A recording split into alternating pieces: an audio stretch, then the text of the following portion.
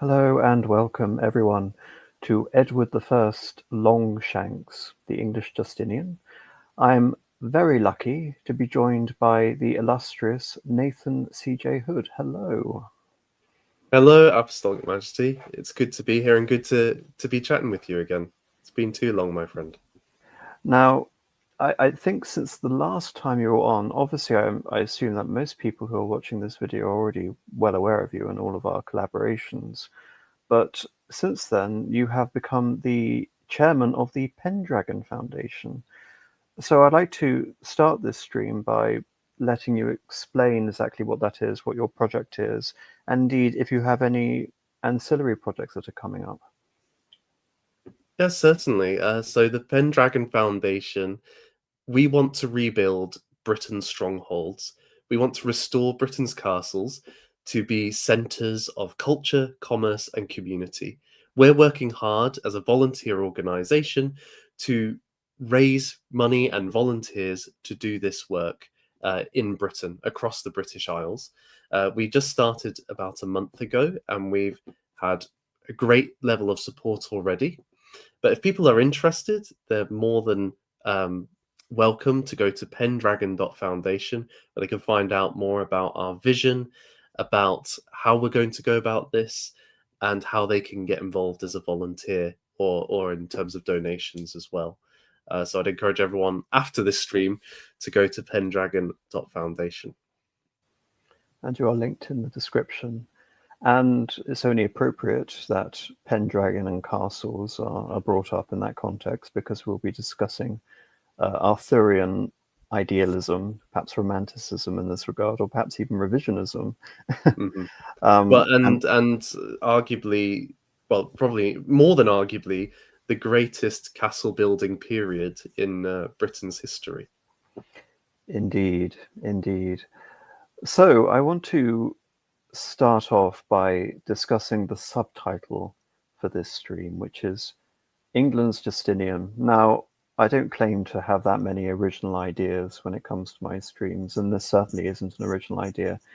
This is something that was, I hate to say it, sort of cooked up by Sir Edward Coke in the early 17th century. Now, Sir Edward Coke is a very interesting figure. He's one of these great lawyers who straddles the late Elizabethan Jacobean period, like a William Shakespeare or a Francis Bacon. And if he's known for anything, he's known for his prosecution of Robert Devereux, who, for people who are familiar with Queen Elizabeth, Robert Devereux was the great favourite. He was responsible for the sack of the city of Cadiz after the Spanish Armada. Then he gets embroiled in a completely futile attempt to get rid of her, and is executed thanks in part to the legal case provided by Sir Edward Coke. But he is responsible for applying this label of the English Justinian retroactively to King Edward I. And as a lawyer, he's looking at this less from a historical perspective, especially a modern historical perspective, or trying to look at some Spenglerian analogy, so to speak.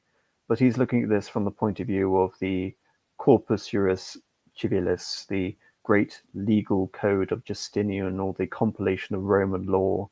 And he believes that what sets Edward apart from many of his medieval associates, predecessors and successors, is his ability to codify and build upon the legacy of the English legal system.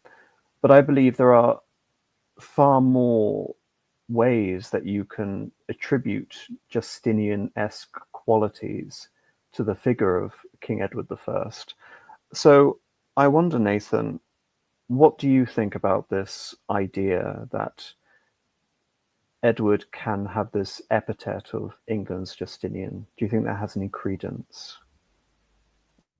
I think just as like by way of kind of opening statement on this, it's certainly Edward's reign is a period where there is a considerable legal reform and change in not just in England, but across his feudal domains in quite significant ways, and certainly certain principles or ideas, certain aspects of the law which are established in Edward's reign become the foundation for much that takes place later on. And so certainly you can see there that there's a strong reform element. I think as well, more broadly though, the figure of Justinian is often seen as a restorer. And I think in one way, or in a few ways, you could see Edward as a restoring influence. Certainly, given the context in which he had become king and the initial chaos and civil war which had come before him, and I'm sure we'll touch on that. He unifies he very strongly unifies not just England but an imperial England over Wales, Scotland, and Ireland, and so I can see the argument there. I would also suggest as well that Edward himself, to my mind, quite clearly sees himself as bringing a Roman slash English slash British imperium to be, and he sees it quite consciously that he's embracing this kind of Roman Empire that's once been as part of what he's rebuilding. So I think even on that level, I don't know if Sir Edward Coke knew of that aspect of Edward, but I think it kind of lends some certain credibility to this idea of him being a like Justinian, because he himself is seeing himself in continuity with the kind of mythologized Roman emperors' connections to Britain. Obviously, Justinian, through his general Belisarius and Narses, was responsible for the restoration of provinces of the Roman Empire, which had been lost when the Western Roman Empire fell in 476, the provinces of Italy and Africa most notably.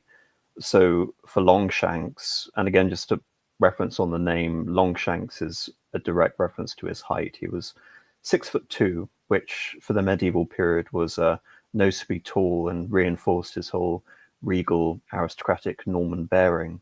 But going back to that Justinian example, Scotland and Wales were the equivalent of his Africa and Italy in that sense of a territorial restoration. But Justinian was also a great builder. He, along with his consul Theodora, it should be mentioned that Eleanor of Castile was not some upjumped courtesan. We're going to ignore that comparison. But he was responsible for the construction of the Hagia Sophia, which was the greatest church of Christendom, really up until perhaps the construction of the Cathedral of Santiago de Compostela almost 1,000 years later in Catholic Spain. And building on that notion, you could almost draw various allusions to his predecessor in the creation of Westminster Abbey, Henry III, his father. However, there are other allusions that will can draw more superficial allusions, like the fact they both campaigned in Syria, interestingly enough. One as a crusade, one as defending the outlying provinces of the empire from the Persians. And then again, there is something which you can't ignore when talking about Longshanks's legacy, which again is another broad allusion to both of them, which is their anti-Jewish policies. Justinian reinforced prohibitions against the Jews. Edward I in 1290 took it upon himself to expel the Jewish population. And this was one of the most enduring and totalizing expulsions in the whole history of Europe, from 1290 up until Oliver Cromwell in the 1650s. That expulsion still persisted. And indeed, there's not just the Justinian example, but we can look to St. Louis and Philip IV as well as contemporaneous in France, but that's a conversation a bit later. Then I want to mention this idea of, again, this conception of him as this Arthurian throwback. He's looking to previous elements in the great history of Britain. You brought up the conscious Roman association. There are allusions to Brutus, who is the mythical Trojan founder of Britain, who lends Britain its name through the sort of histories or the matters of Geoffrey of Monmouth. And then you build upon that notion and look to King Athelstan, whose English realm encompassed a large part of Scotland through the incorporation of Northumbria. But this is something that I covered recently on a stream about the mythological or semi-mythological origins of Roman civilization, which is the fact that the second king of Rome was Numa Pompilius, and Justinian very much consciously styled himself as a second Numa, because Numa was responsible almost for the sacralization, the reconsecration of the Roman kingdom to the proper veneration of the gods. Justinian wanted to do this for the sake of Christian kingship. And I very much see in a figure like Longshanks that there are various allusions that one can draw there, which is why I want to row this conversation back a bit and focus on something which is almost a counter to that, and something that a lot of people may have overlooked, even you, Nathan, which is almost a joke, but England's Justinian. I want to emphasize, what does England really mean here in this concept of Edward's kingship? Because since the Norman conquest, the English monarchy spoke Norman French. They were a Norman aristocracy. Indeed, the Norman proliferation wasn't just in England. It was in Ireland with the new Anglo-Irish nobility, which reached a new ascendancy also under Edward, but also even in Scotland through the Davidian Revolution, which is around 100 years before this period, perhaps a little longer, in which, again, King David of Scotland, almost directly mimics what William the Conqueror did, but through his own volition, by importing French institutions, by importing Norman notables, by importing even Flemish artisans into the Kingdom of Scotland to make it more like Norman England. So throughout the Britannic realm, so to speak, Norman there's a profusion of it everywhere. And there's also another more subtle aspect to Edward, which almost de-anglicizes him, which is there's a weird Savoyard connection. I'm not sure, again, if you've noticed this, Nathan. Savoy, for people who aren't aware, is a small region in the extreme southeast of France that borders modern-day Italy and Switzerland. It had a distinction within the Holy Roman Empire as a great imperial county. Indeed, this is the dynasty that would lend itself to become later the kings of Italy in the 19th century. So it's an ancient and storied dynasty that claims descent all the way back to the 9th century. But for Longshanks, his grandmother, Queen Beatrice, was a Savoyard. One of his chief lieutenants, Otto de Grandson, the Northern Justiciar of Wales, was a Savoyard. The Archbishop of Canterbury, throughout almost the entire period of Longshanks's heirdom, was Boniface of Savoy, another connection to there. So I find it interesting also that you add to that the religious influence, the maternal influence, and the administrative influence, and you also add to that the architectural influence, which of course is Master James of St. George, who in reality is Master Jacques, because he is a Savoyard Francophone architect as well. So in many ways, this also de-anglicizes Longshanks. You have this interesting Norman and interesting Savoyard, and also what is his dynasty, the Plantagenets. They're from Anjou in France as well. So I wonder, Nathan, whether I'm just turning this all on its head and saying, well, maybe he wasn't English in this sense. And I go back to the time that Edward Coke was writing. Edward Coke was writing at a time where the Elizabethan period had successfully engineered the Reformation, that the English had defeated the Spanish Armada, England had lost all its continental possessions. England, and indeed the personal union with Scotland, was solidifying the island as separate from the rest of Europe. So an identity of Englishness, together with the literary innovations of Shakespeare, has really taken hold. So it does seem almost that the appellation that we must claim Justinian as a precursor for English civilization, the English legal continuity, is in a sense also trying to retroactively anglicize him. Do you think I'm being overly harsh there?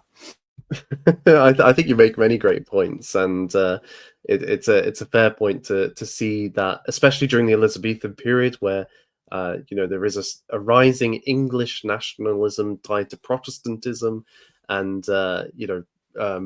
being independent from the continent in many ways, or certain continental powers. That this that there's a strong, confident England, and recasting the history. I think, though, in terms of Edward himself, there's a few factors which are worth kind of considering in how this is all kind of framed. And the first is actually his name. Edward itself is an interesting name for Henry III to have chosen for his son, because prior to that, no Plantagenet, no Anglo-Norman is going to call his son Edward. Why? It's an Anglo-Saxon name, and it's primarily identified with Edward the Confessor, one of the last great Anglo-Saxon king before William of Normandy invaded. And so he's seen as this paragon of English identity mixed with reverent piety, and he is a saint. People have been healed by him in his life and after his death. And so he's held in very high regard. And Henry III, very much during his reign, identifies himself with devotion to Edward the Confessor. Indeed, in 1169, just a few years before Edward becomes king, he rebuilds the shrine to Edward the Confessor and has his body moved to it in Westminster Abbey. Oh, you've got it here. And so by naming his son Edward, Henry is firmly kind of rooting the future of the monarchy that he is a part of with the English people, and trying to force that connection together. And I think that's quite a notable thing about then Edward himself. Does he affirm that, or is he moving away from that? That'd be something I'd be interested to hear your thoughts on.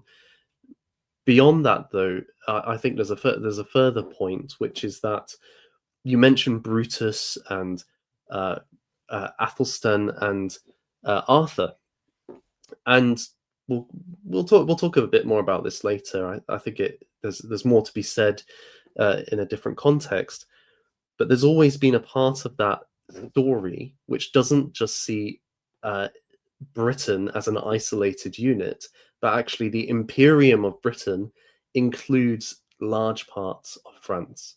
And of course, under Henry II, this came to be. The Plantagenets actually ruled large parts of France. This, in the time of King John, is essentially lost in large part. And so Edward's kind of living in that after shadow of, okay, at one point we did own these lands. At one point, within living memory for some people, we did own these lands. We don't now, but it has been historically part of Britannia. And indeed, Brittany in Geoffrey of Monmouth is simply Little Britain. It is founded by Magnus Maximus when he imports 100,000 Britons into the area. So I think that's an important context here in terms of if we're just saying he's got all these people from France in England, but do they see themselves in such stark terms as we would see that division today, when you've got that mytho-historical context in play?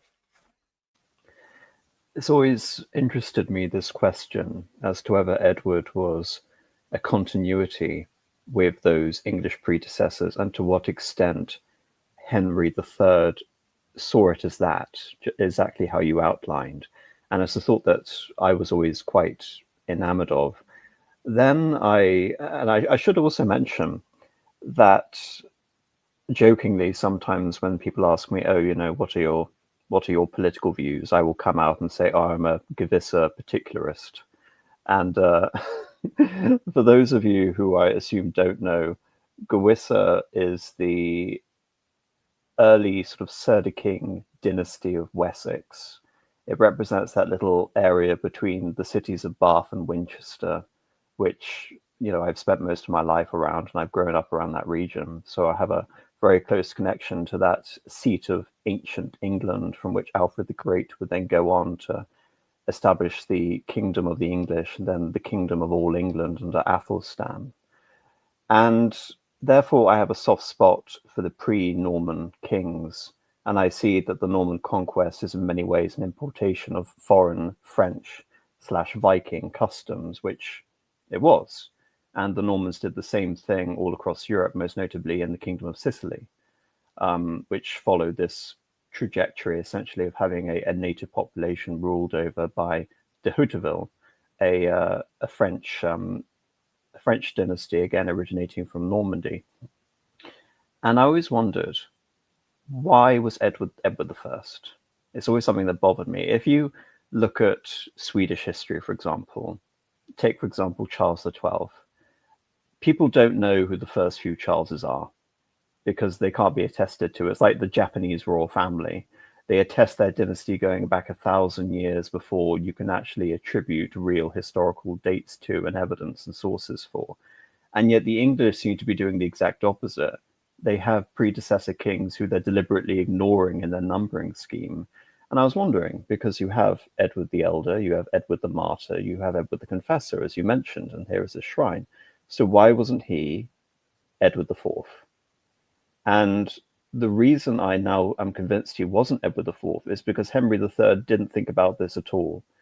And it's because I've been reading the probably one of the most authoritative biographies of him by Michael Presswich, makes the quite convincing case, is that European monarchs didn't think so much in the way that, say, for example, we would think from the 19th century onwards, where all of these ideas are percolating about old English particularism, but they were thinking about canonization. They were thinking about saints. It's something, if you read histories of the Habsburgs, they don't talk about their illustrious lineage going to Austria or Hungary or Spain. They will go, oh, we have so many X number of saints in our family.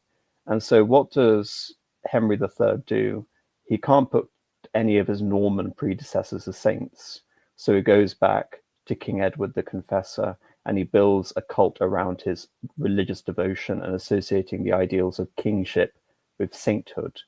And that is explicit in the form of Edward the Confessor. And what does he name his second son, apart from the epithet, the ill-fated epithet of Crouchback, owing to his hump, Edmund.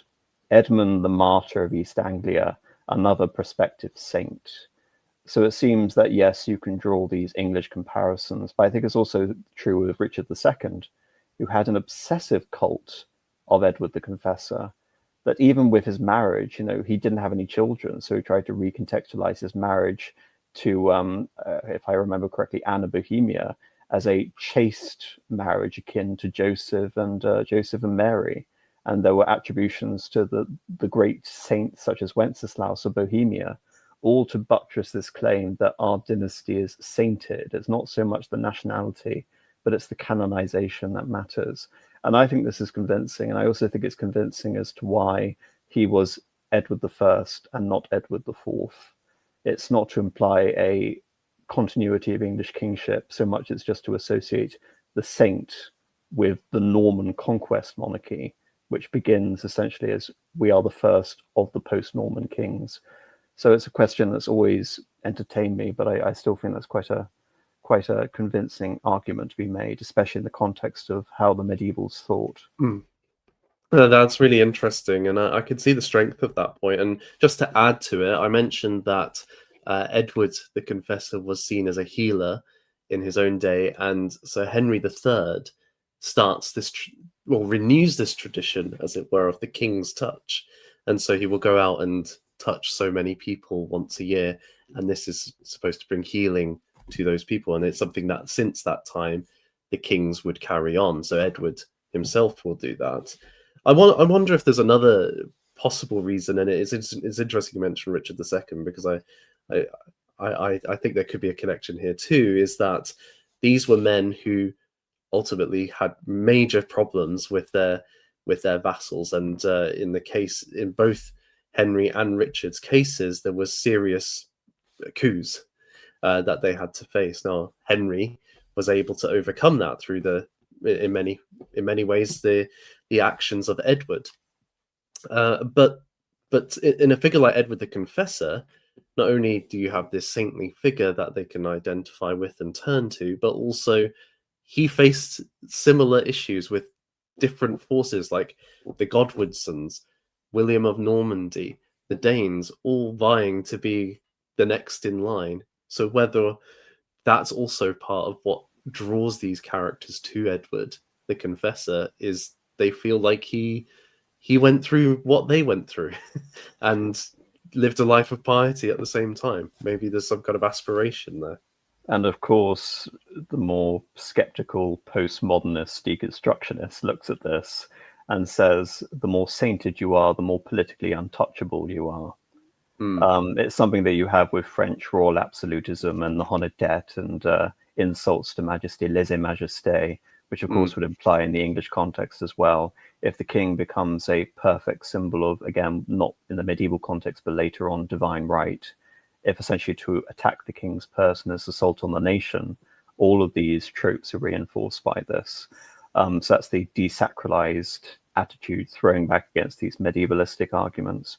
But I want to move on and take the conversation away from these higher concepts and talk about the reality, which is how much of a disaster Henry III's reign is, because you can't understand the reign of Edward I without understanding the reign of his father and how Edward I really grew up politically as the heir, or Lord Edward, during that period, especially in the 1260s.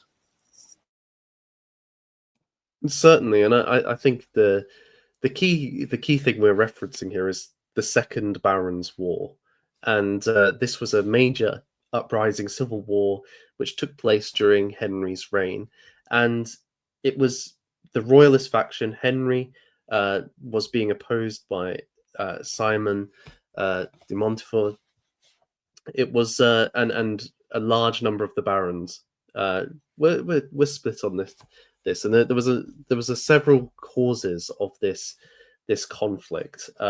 One was we could kind of there's different ways to present this, but one is that ever since the beginning of Henry's reign, which itself was in doubt and could have not been the case if it hadn't been for the actions of figures like William Marshall securing it by military strength in his while he was still a child, that there'd been this kind of affirmation of the Magna Carta and upholding what had been affirmed in the Magna Carta.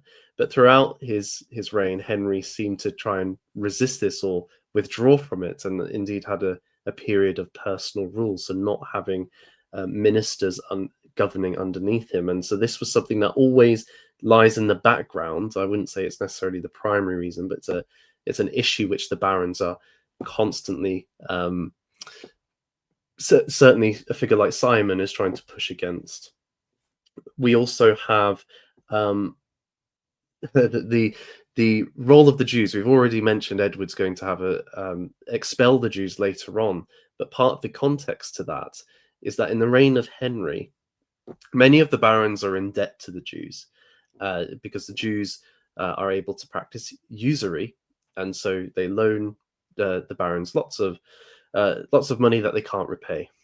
Now, as the Jews constitute property of the crown, what Henry seems to be doing at this point is he's using it to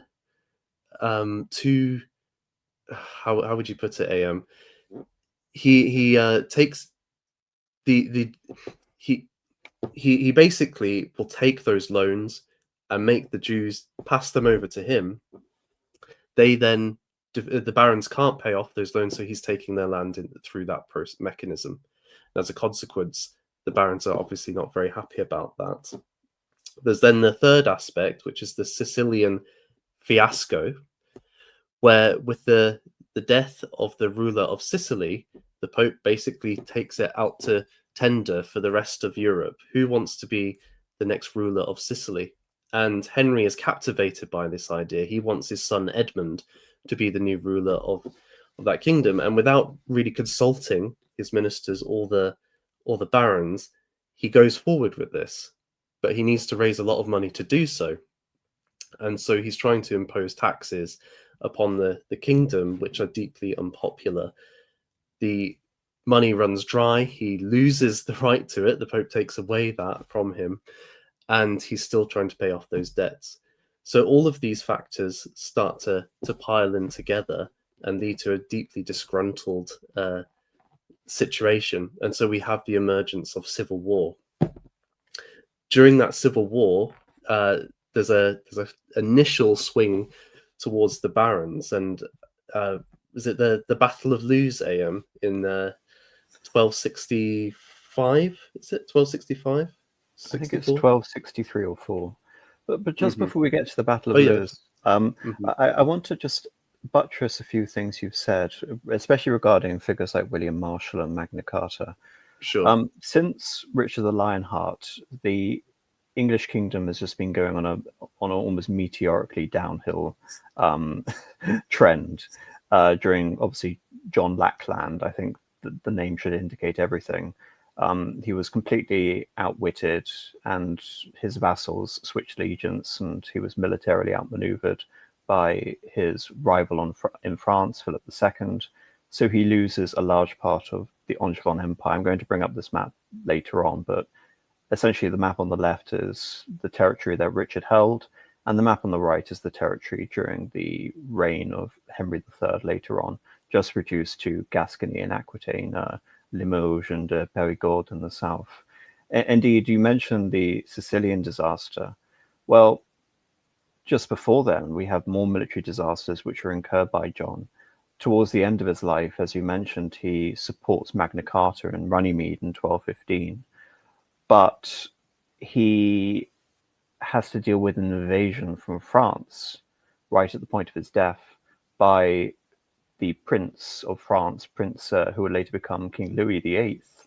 And this is actually a major issue because the barons are like, we've gone so far as to invite a king to depose John in our opposition. There's also an idea that he also directly subordinated the kingdom to the Pope as well and made England a papal fief and all that sort of thing. But on top of that, the barons are like, okay, well, we bring in this French king. It doesn't look as if he cares that much about Magna Carta if he wants to be king. So when his invasion fails and he returns to France, and Henry III, who was only 10 at the time of his ascension, or 9, becomes king, Magna Carta is reissued to redress some of the more radical elements of baronial usurpation of royal prerogatives. And it's that balance which effectively Henry III needs to master, that disastrous legacy of John pervading throughout his entire reign in terms of the barons usurping power from the king, which had basically been established firmly from the time of William the Conqueror onwards, and the loss of so much territory in France. Before he goes on his Sicilian adventure, he attempts to reclaim Poitiers, which is the region you see just in the center of this map on the left, which is linking the old territories of Anjou with Aquitaine as well. And this goes disastrously. And Simon de Montfort, his premier baron and a crusader, accuses him of being a simpleton for being so useless in terms of his military campaigning, that he was unfit to bear the rank of king. So it's not only that the barons are looking back on this legacy of Magna Carta and they're being taxed, as you mentioned, but they're also believing that the interests of England and the preservation of the empire have not been successfully maintained under the king. And so it therefore becomes incumbent on the aristocracy and the barons to assume that role, which the king has basically abdicated. You mentioned the Sicilian disaster. Well, this plays into another theme we're going to talk about, which is the relationship between France and England. the papacy at the time is basically under the thrall of the House of France. The king who will ultimately become that Sicilian king who you mentioned isn't going to be Edmund. It's going to be Charles of Anjou, a relative of St. Louis in France, Louis IX. And building upon that, it's obvious that one of the reasons why the papacy invited Edmund effectively to become king with Henry III's support and then backtracked was because the papacy was under the control of France. And to make matters worse, having just taxed the nobility to support this war, he then turns around and concludes a treaty with France, which basically acknowledges all of France's gains from the war, which again is seen as a further betrayal. So you can see all of these issues simmering around. And again, it should be mentioned that Henry III rules for a very long time. He rules, I think his reign is one of the longest until George III. That's right, in yeah. the 18th century, around 50 years. And so you take that, and this is just a long reign which almost represents a political vacuum in a sense, and you offset it with, as you mentioned, the veneration of Edward the Confessor, the construction of Westminster Abbey, the patronage of arts and the Gothic revivalism, the emergence what will later become the decorated style of English Gothic, all of this sort of thing. Yes, but it doesn't counteract the fact that you're spending money on these wonderful building projects, which are going to be wonderful for posterity, but they're not helping the status of your kingdom. So you get to a situation like Lewis, and this is really one of the first times that Edward, Lord Edward at this time, the Principality of Wales, of course, hasn't been established, takes to the field to support the rights of his father, Henry III, and also, by extension, the rights of English monarchy.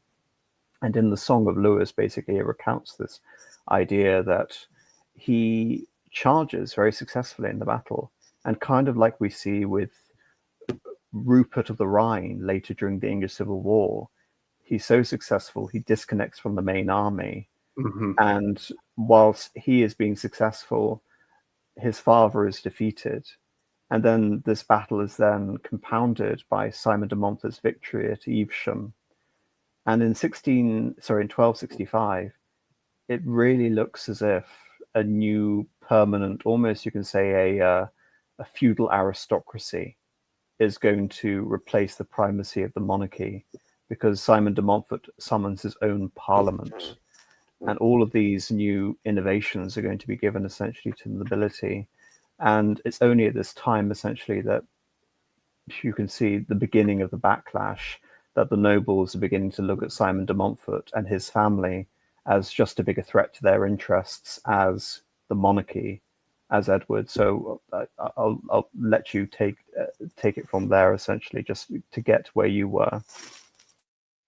Well, I think the natural point there is Edward himself. It's interesting that you mentioned that he's taking the field on behalf of Henry, because prior to this point, he has been a little bit ambiguous on what side he would take initially. At first, he sides with the barons. Of course, the Lord Edward has his own territories and is thinking about his angle here. And this is maybe something we'll see later on, that he's not a pure ideologue or committed to one course of action. He's a little bit of an opportunist potentially. And so initially he's sided with the barons against the crown, but will then, when it really gets quite serious, he's defending his father. And I know that you have a reference to this, AM. Well, this is a very interesting point, because this is something which has a lot of precedent in English history. During the reign of Henry II, he spent most of his later reign warring with his sons, including his third son, Richard the Lionheart, but most notably with the young Henry, who was also titular King of England alongside his father. In this case, Richard is thinking, I have all of these territories which have been enfeoffed to me, and I may see temporary advantage vis-a-vis the king. And there's even a suggestion, I think, in the year 1260, that he is going to be deposed, as in Henry III is going to be deposed by his son. There's a prospect of a royal coup, which is almost sort of unthinkable during that time, to formally dethrone an anointed sovereign. I mean, we look at the debacle of what happened with Richard II and the stain of the usurpation much later on, but there was just a glimmer that could have happened.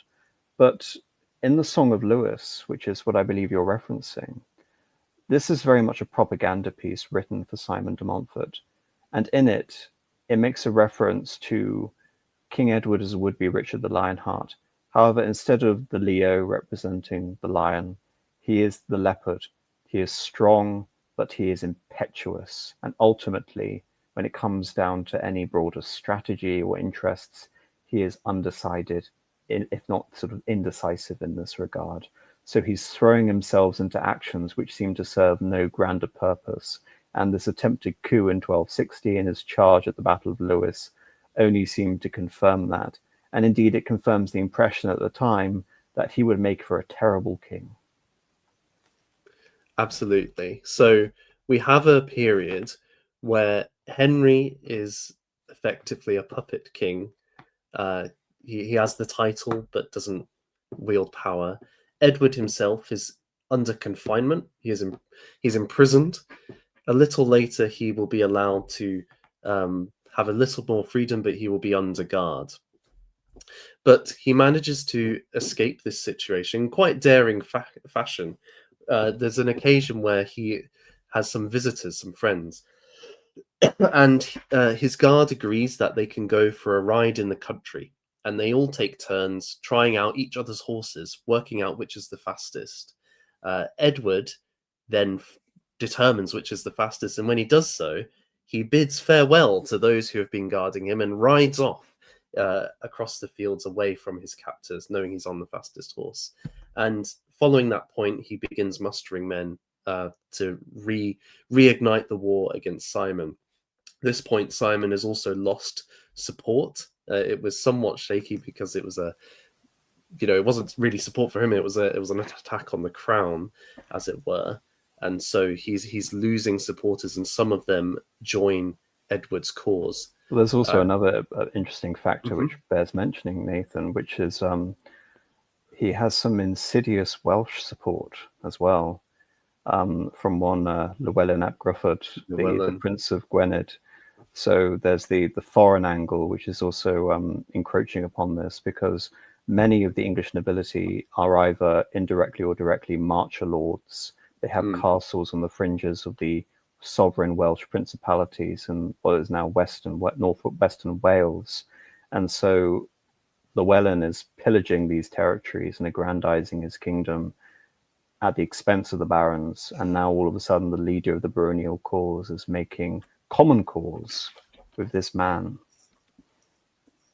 That's interesting. And well, it would be also the case that the Scots during this period are also raiding the northern frontier. So we've got on both fronts, both marches, sustained attacks, which Simon is not dealing with in any way. And so Edward is able to rally his forces, and there's a series of decisive victories against Simon's, ultimately resulting in the Battle of Evesham, where Simon himself is killed in battle. Edward was able to kind of corner Simon's armies and deceive them into thinking that reinforcements were coming, because he had his troops carrying Simon's banner, but then it turned out it was Edward's forces. So there's a victory here, but that isn't the end of the conflict, because although the decisive battle has been taken here, Henry, in victorious and triumphant mood, having been freed by his son, isn't one to kind of reconcile with the opposition. He wants to punish them, and so he dispossesses all the rebellious barons of their lands. And so this leads then to a grouping or a faction called the Dispossessed, who carry on this conflict. And Edward spends the next few years in constant warfare trying to put these rebellions down, culminating with the siege of Kenilworth Castle, which is in the Midlands. And it is there that the dictum of Kenilworth brings about peace between the two sides, because Kenilworth was quite difficult to take. I think they were starving them out, but they wouldn't have actually been able to get inside through siege warfare, which is an interesting point that Edward will probably take on with him in his own castle building projects, which changes the game so that the barons can buy back their land. But this again isn't quite enough, and after an attack on London by the dispossessed, it's finally agreed that the barons can move back into their land and pay it off, and that brings it in time rather than beforehand. So this brings an end to the Second Barons' War, and I think when we turn to Edward and we're moving towards that point now in his own reign, I think a number of the things that he does, whether it's legal reform, his embrace of King Arthur, his foreign policy, to my mind, a lot of it stems from his experience in the Second Barons' War and never allowing such a situation to happen in his own reign again. I think that's a big part of what drives him, whether in a positive way, in trying to keep the barons on side, or in seeing potential threats and wanting to crush them and not allowing them any room to breathe. And indeed, that's an absolutely fundamental point and why it's so important to understand the context of Henry III's later reign. There's one leftover, you can say, from this conflict. Obviously, some Montforts, including another Simon, are still alive, but there's also one Gilbert de Clare, the Earl of Gloucester, who, like you can say, the young Edward is an opportunist and regularly switches sides, but he is effectively the most powerful magnate in England after the death of Simon de Montfort. Now I want to change tact a little bit here, which is to discuss two aspects rather, which is Edward I's reputation. Edward I does something which is almost outmoded by this point. He goes on crusade. And so broadly, Nathan, I want to ask you this question. Do you believe that Edward was a serious advocate or boon for the chivalric knightly ideal in medieval Europe? Before I answer that question, I want to hear the context of your question here a bit more, because I think there's different ways I can answer that. So I want to hear what you're trying to drive at a bit more, Apostolic Majesty. All right. Well, there are two perspectives. How about I start with the inverse here, which is to bring up the thumbnail for this evening. This isn't a documentary. This isn't a painting, obviously. This is Patrick McGoohan as Edward Longshanks. Now, we can talk about the film Braveheart. I really would rather not to. I remember joking once that a Catholic bishop once said of Mel Gibson, odious though he might be, he's our Caravaggio. And I joked I must have missed the fresco Prima Nocte last time I visited Rome. No one got that joke. I'm sure no one in the chat will get this joke nevertheless. But the whole point of that portrayal of Longshanks was to make him as villainous and almost, you can say, amping up all of the worst accusations made against him by contemporaries and by people looking at him since. Indeed, there's one contemporary account when he was Lord Edward, just before the Barons' War that you mentioned, the Second Barons' War that you mentioned, where there was an incident where he was only 18, where a peasant was mauled, his eyes had been gouged out, and he had been killed by Edward and his entourage.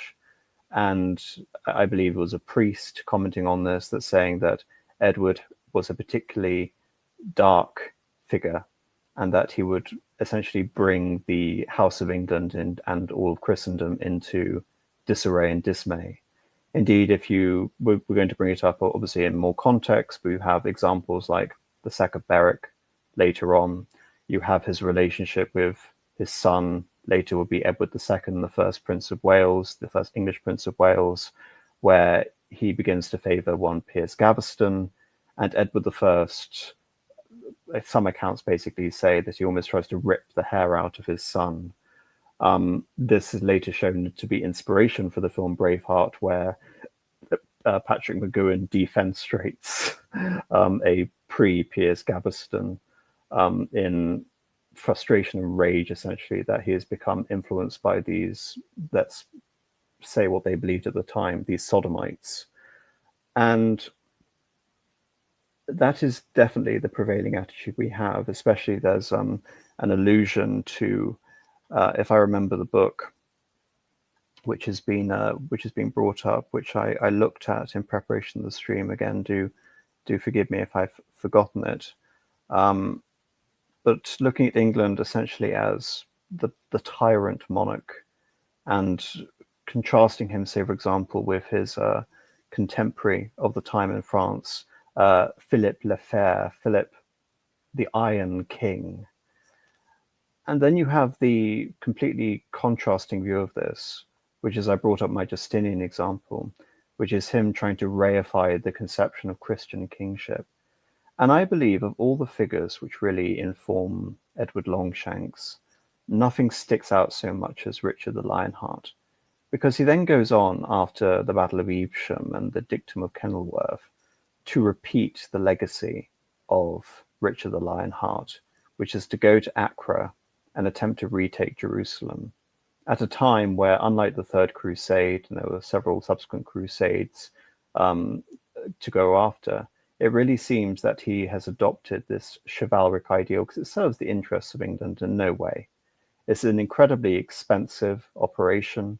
There is no grassroots support, unlike during the First Crusade, in which you actually had peasants willingly going over, led by, very charismatic monks who would then be massacred because they had no organized leadership before you then had the Prince's Crusade.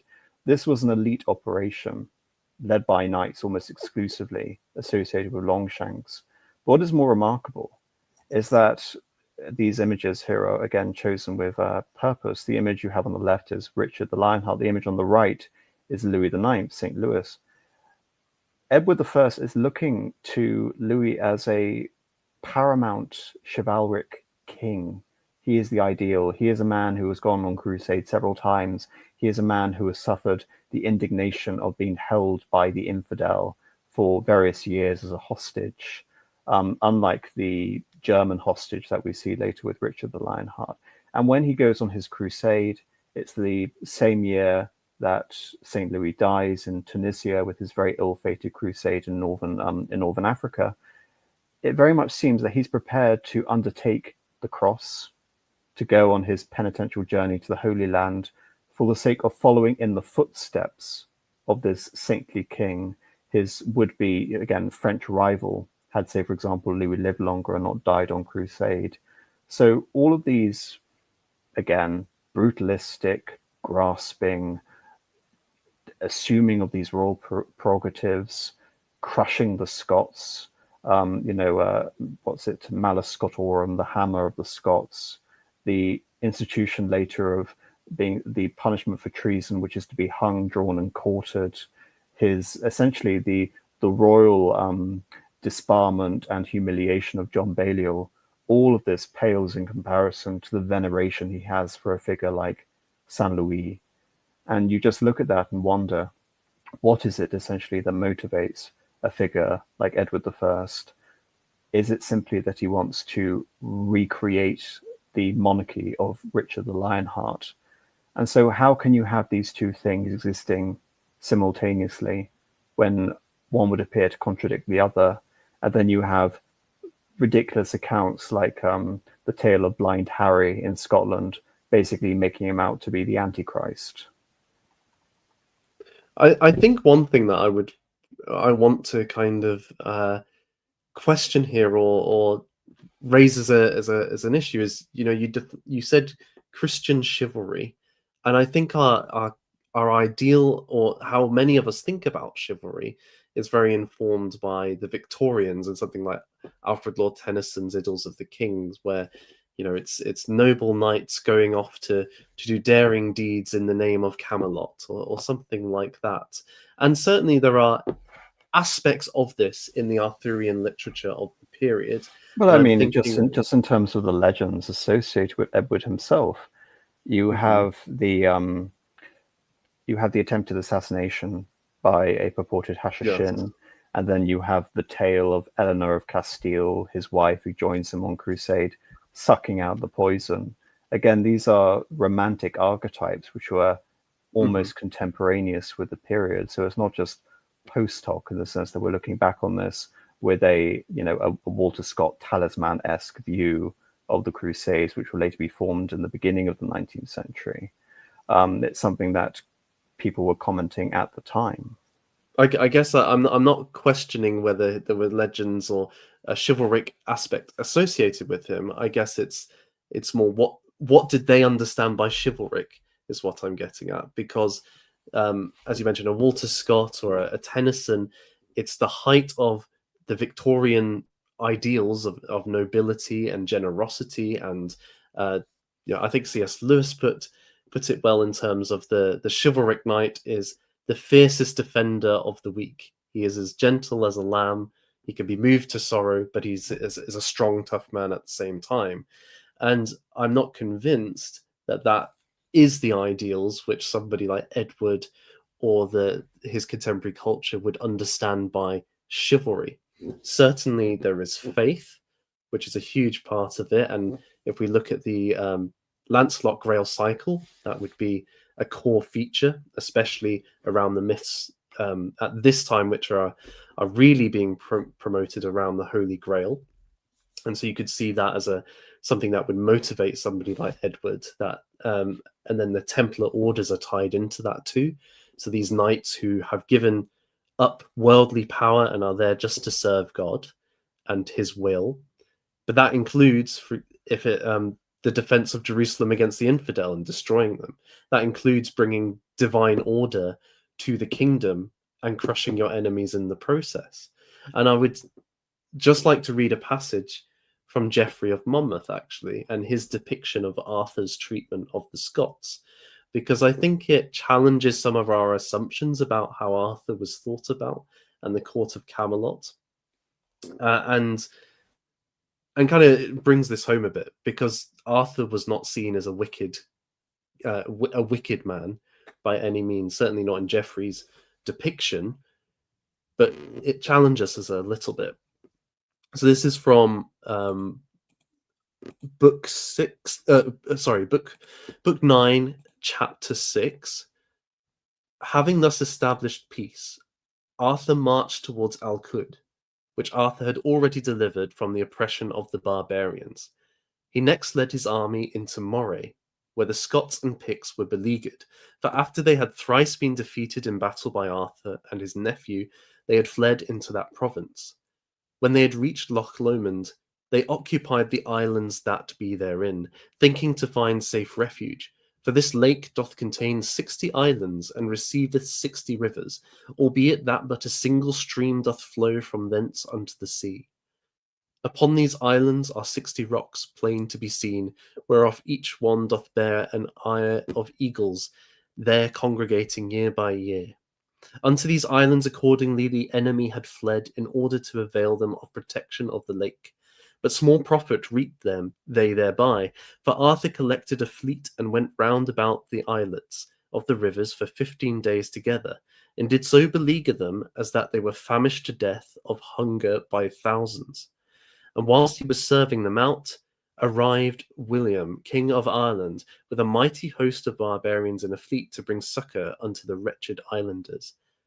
Whereupon Arthur left off the leaguer and began to turn his arms against the Irish, whom he forced to return unto their own country, cut to pieces without mercy.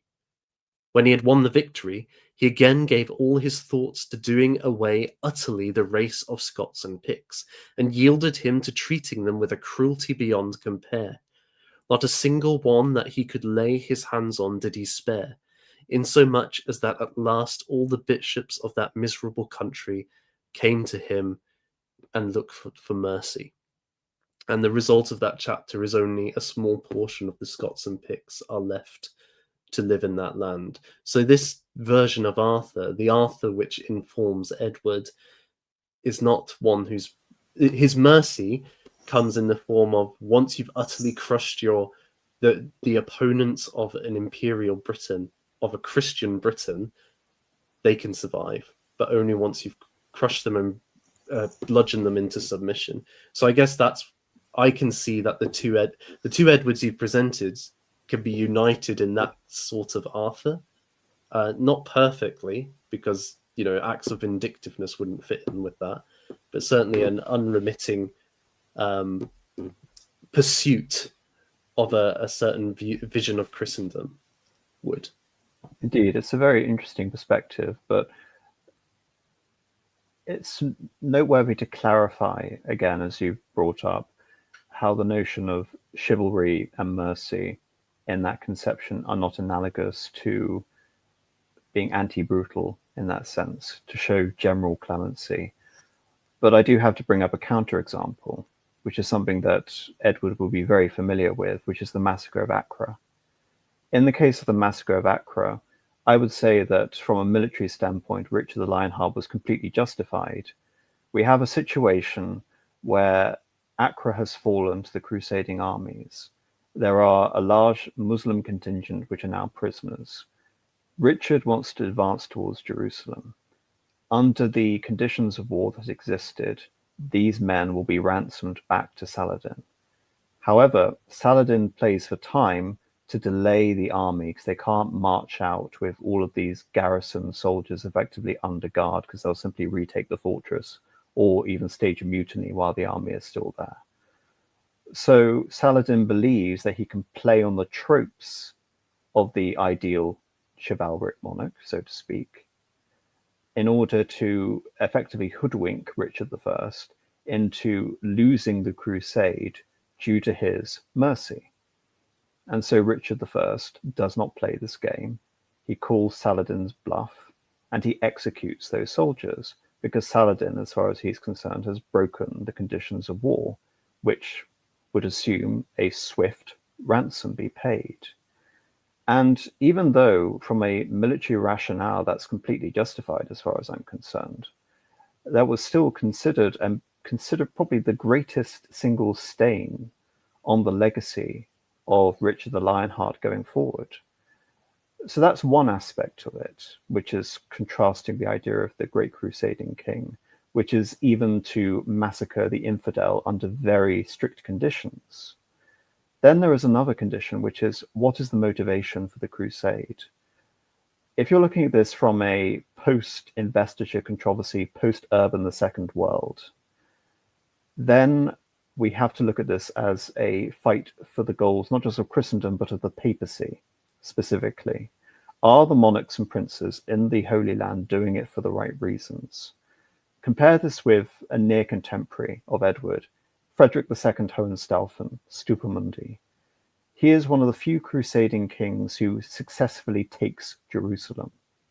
But he takes Jerusalem whilst excommunicate and through diplomacy. And for that, despite being objectively the most successful post-First Crusade crusader king, he is vilified for this. He has taken Jerusalem, but he has done so for his own monarchical imperial ambitions, not for the sake of the papacy.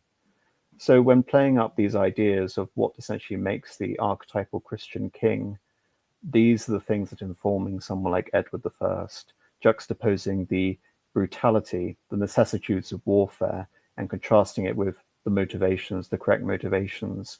And the irony here, when talking about a figure like Edward I towards his later reign, is that the papacy is declining and declining to the point it's seen as nothing as an extension of the foreign policy interest of France. This is where you have the Guelph alliance between Dominus Charles of Anjou, and the Capetian House of France, and ultimately the Avignon papacy that we see throughout the 14th century. So all of a sudden, Edward I is doing this at a time where the papacy is weakening in terms of its Europe-wide ability to galvanize that spiritual support for the Crusades. And so, like I said, in so many ways, it seems anachronistic. And it seems motivated, like I said, for anti-material reasons. It almost seems almost entirely penitential in that regard, which is why I find it all the more remarkable comparing to that example you brought up about the reality of brutality and also the idealized forms of mythologized kingship, effectively. All of these contradictions simultaneously exist within the medieval mindset, which only makes Edward I all the more interesting, that he undergoes this crusade and it's financially ruinous for him. Absolutely. As you said earlier, there wasn't a lot of support, and he struggled to raise the funds to go across initially. He wasn't able to get support to do so in it very quickly at all. And this is something that we'll see throughout his reign, that foreign adventures, as it were, are not something that he's going to be able to find a lot of financial or individual support for him. I think, though, as well, that there's another aspect connecting to Arthur here, because you mention the identification of the papacy with France during this period, or becoming an instrument of French policy. And there's a line of argument by figures like Geoffrey Ashe that Glastonbury, because of its ancient foundations in Britain and in some sense standing outside of the papal missions to Britain of Augustine and so on, later in the Anglo-Saxon period, that actually it having a mythology around it of being either founded by Saint Philip or Joseph of Arimathea, that it has its own kind of apostolic origins, as it were. And so it becomes a center of a form of Christianity tied to Britain, perhaps to England, but certainly to Britain, which has its own integrity. And this gets bolstered during the Plantagenet era, especially with Henry II, with the identification of Arthur and Guinevere's grave at Glastonbury, which is something Edward will tap into later with Joseph of Arimathea and the idea of the Holy Grail being centered at Glastonbury. There's this strong sense of this is a true authoritative point of Christianity, which stands uneasily in relationship with the Roman Catholic Church, not least because the figures that we've just mentioned, Arthur is not a saint, but yet he is being brought into a sort of veneration of a distinct form of British Christianity. So I think that this Arthurian bent that we'll find in Edward, rooting it in that form of Christianity, which is tied to a very strong imperial Britain, again, and in Geoffrey's version, in kind of conflict with the continent, plays into this conflict with France through the papacy. And indeed, the other example you can bring in is a saint, which is Edward the Confessor. Edward the Confessor, in many ways, is seen as the last of the quote-unquote pre-Gregorian great kings. When the Normans come over, the Saxons remark that with these, tonsured, strict, ascete warriors, that we've been invaded by monks. It's not just the fact that they're coming over with the intention to conquer England and build castles. They're coming over with the intention of bringing a foreign version of Christianity. And that's also another indication as to why the site of Westminster Abbey and the figure of Edward the Confessor are so significant, because going back to Sir Edward Coke earlier and the Elizabethan Jacobean connection, what does Elizabeth do when she finally removes the Catholic monastery, which had been restored by Queen Mary? She basically turns it into a royal establishment. It's a unique monument in that sense to English royal Christianity. And so, yes, I think, as you mentioned, you can bring in this. And to buttress your point vis-a-vis France, later on during the Western Schism, because there is a Pope in Avignon, there's a Pope in Rome, and there'll later even be a third Pope in Pisa. The English will support the Roman Pope, and the French, of course, will support the Avignon Pope. So this religious schism continues throughout the entirety, essentially, of the 14th century, and the English are setting themselves as representing a form of Catholic Christianity distinct from France, not theologically, but at least in terms of the ecclesiastical hierarchy that they support. So I suppose the Arthurian connection and Glastonbury actually leads nicely on to I haven't got an image here, but I'll take this one here, which is just because I'm conscious about time and I don't want this to go on for that long, Nathan. Could you summarize essentially just the military campaigns that Edward takes within the British Isles and why they are significant? I'm sure people listening to this will have some broad familiarity with them already, but just the broad strokes so we can then establish the consolidation that comes after. Well, I think just a brief sentence. It's worth saying that Edward doesn't have to fight a civil war during his own reign, so that's very different from Henry III. He doesn't face that challenge. His military campaigns tend to be England going to an external. I think these points go hand in hand. Mm-hmm. Essentially, it's the famous Henry V adage. If you want stability at home, go and foment foreign quarrels abroad.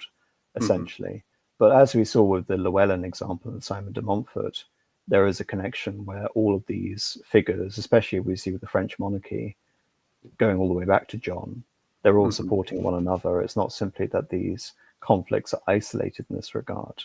But just one point before I forget it, because it's actually related to the chivalry idea, which I brought up earlier, which is the accession of Edward. It's remarkable.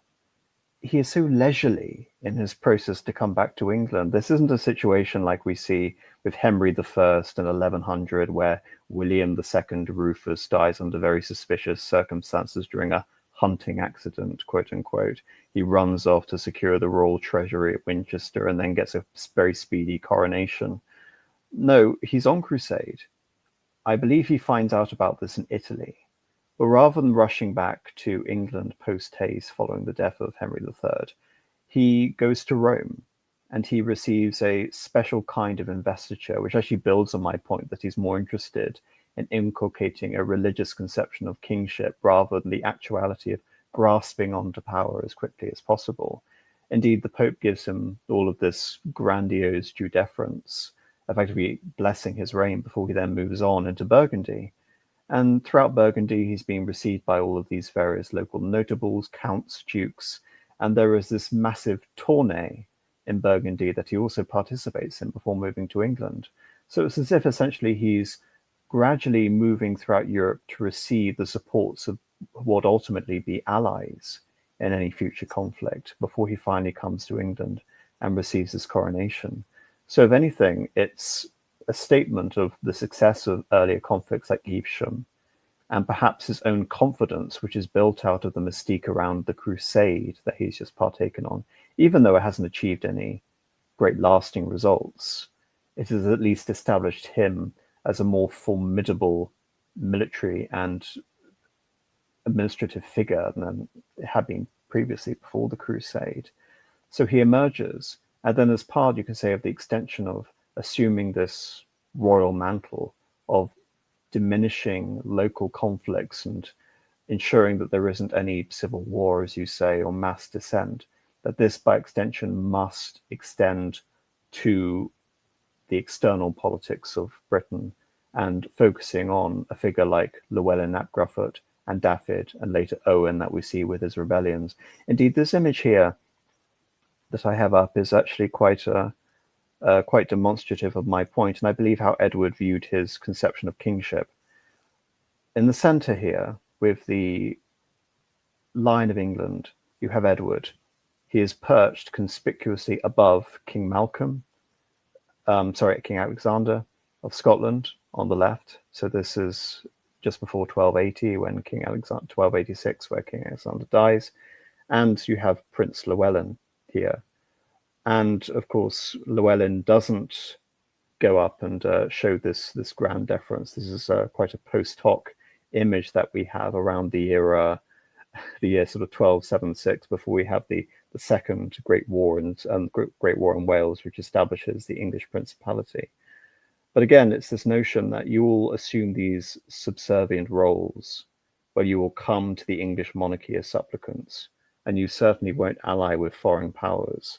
But if there's any intimation that you're going to break from this, I will impose that Arthurian metal against you, as you elucidated from the excerpt from Geoffrey of Monmouth.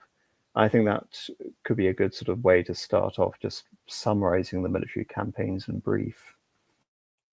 Absolutely. So with Llewellyn, as we've just mentioned, he had an arrangement with Henry III in the late 1260s that he could be Prince of Wales. So he would be above all of the other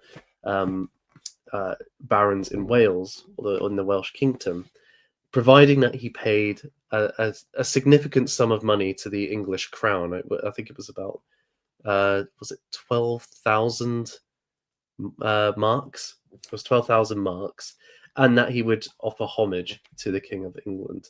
He doesn't do either, and certainly by Edward's reign, this has become a point of serious contention for Edward. But then he starts raiding in the marches. So that's the border between England and Wales, and this brings Edward into conflict. And Wales has been a difficult place to conquer for English kings, and even if when it's conquered, like under Henry II, it's hard to retain control. I think primarily because of the countryside there. It's certainly inland with the hills and the valleys. It's very easy to run a guerrilla war. To emphasis on words here, conquer, I think, vis-a-vis subdued. Henry II subdues Wales, whereas Edward conquers it. And just to emphasize again your point, Henry II's invasion of Ireland and the beginning of English rule in Ireland, the lordship, is in part necessitated by the desire to form a second front against Wales. That's interesting. I didn't realize that. And so what Edward does is he amasses a really large force, and they have this really quite ingenious way of approaching it, which is, rather than allowing his force to march down a road where there's the possibility of being ambushed and having these skirmishes constantly from the Welsh, he has lots of engineers build a major road, cutting down trees and so on, so they cannot be attacked from the flanks unsurprised. And so it robs the Welsh of their ability to harass the English army. He pushes Llewellyn into Snowdonia, surrounds the area, and eventually Llewellyn is forced to surrender. And he is forced to pay homage at Chester to Edward after this. So this is in 1277 to 1278. So it's a reasonably short campaign. And Edward starts building castles in Wales at this point, a small number of them, including Flint Castle, which I'm sure we'll look at a little bit later. Following this initial castle building program, Edward also starts to treat Wales as if it were another set of baronages in England, and introducing English laws and taxation into Wales. And the completion of some of these castles seems to ignite not just Llewellyn directly, but his brother David, or Dafydd, to lead a second revolt in 1284. And Edward follows a very similar process to the one that he does in 1277. Again, a large army with a large number of engineers, using the castles he's already built as a base for operations around the coast, and pushing the Welsh towards Anglesey and Snowdonia, where they're unable to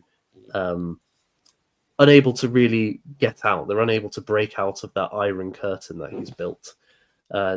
Am, do you want to come in there? No, I was just going to mention in terms of the large army here, masses. Hmm. Yeah, we're talking about 15,000 men, which is roughly Agincourt-sized armies, but most of them are Welsh.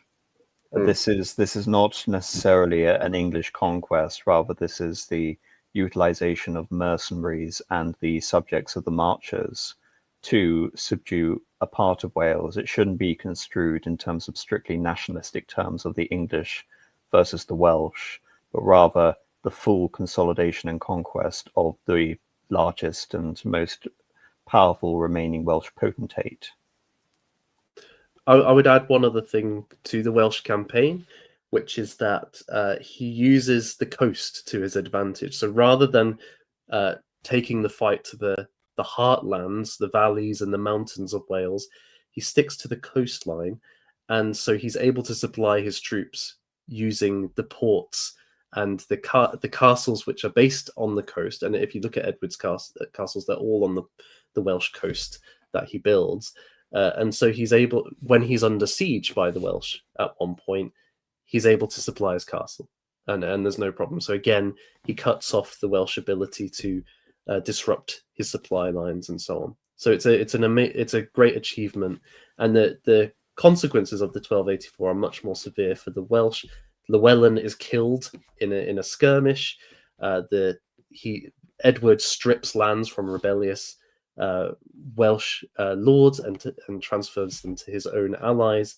He imposes a system of sheriffs and English law into Wales, and it's a real kind of extension of his English rule into a Welsh context. Is there anything you want to say on that situation? I want to mention, I said earlier, the precedent of being hung, drawn, and quartered.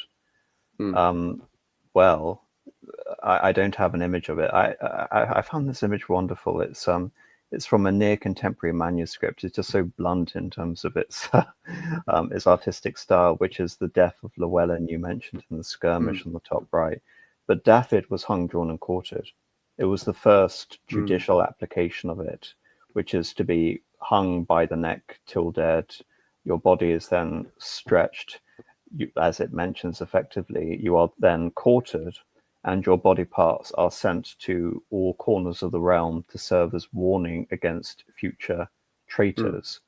But again, it's not just the fact that such a horrific, and again, as you mentioned, bringing up your Arthurian example, that brutal punishment is being utilized, and there's the imagination behind it to conceive of such a thing, such a horrific punishment.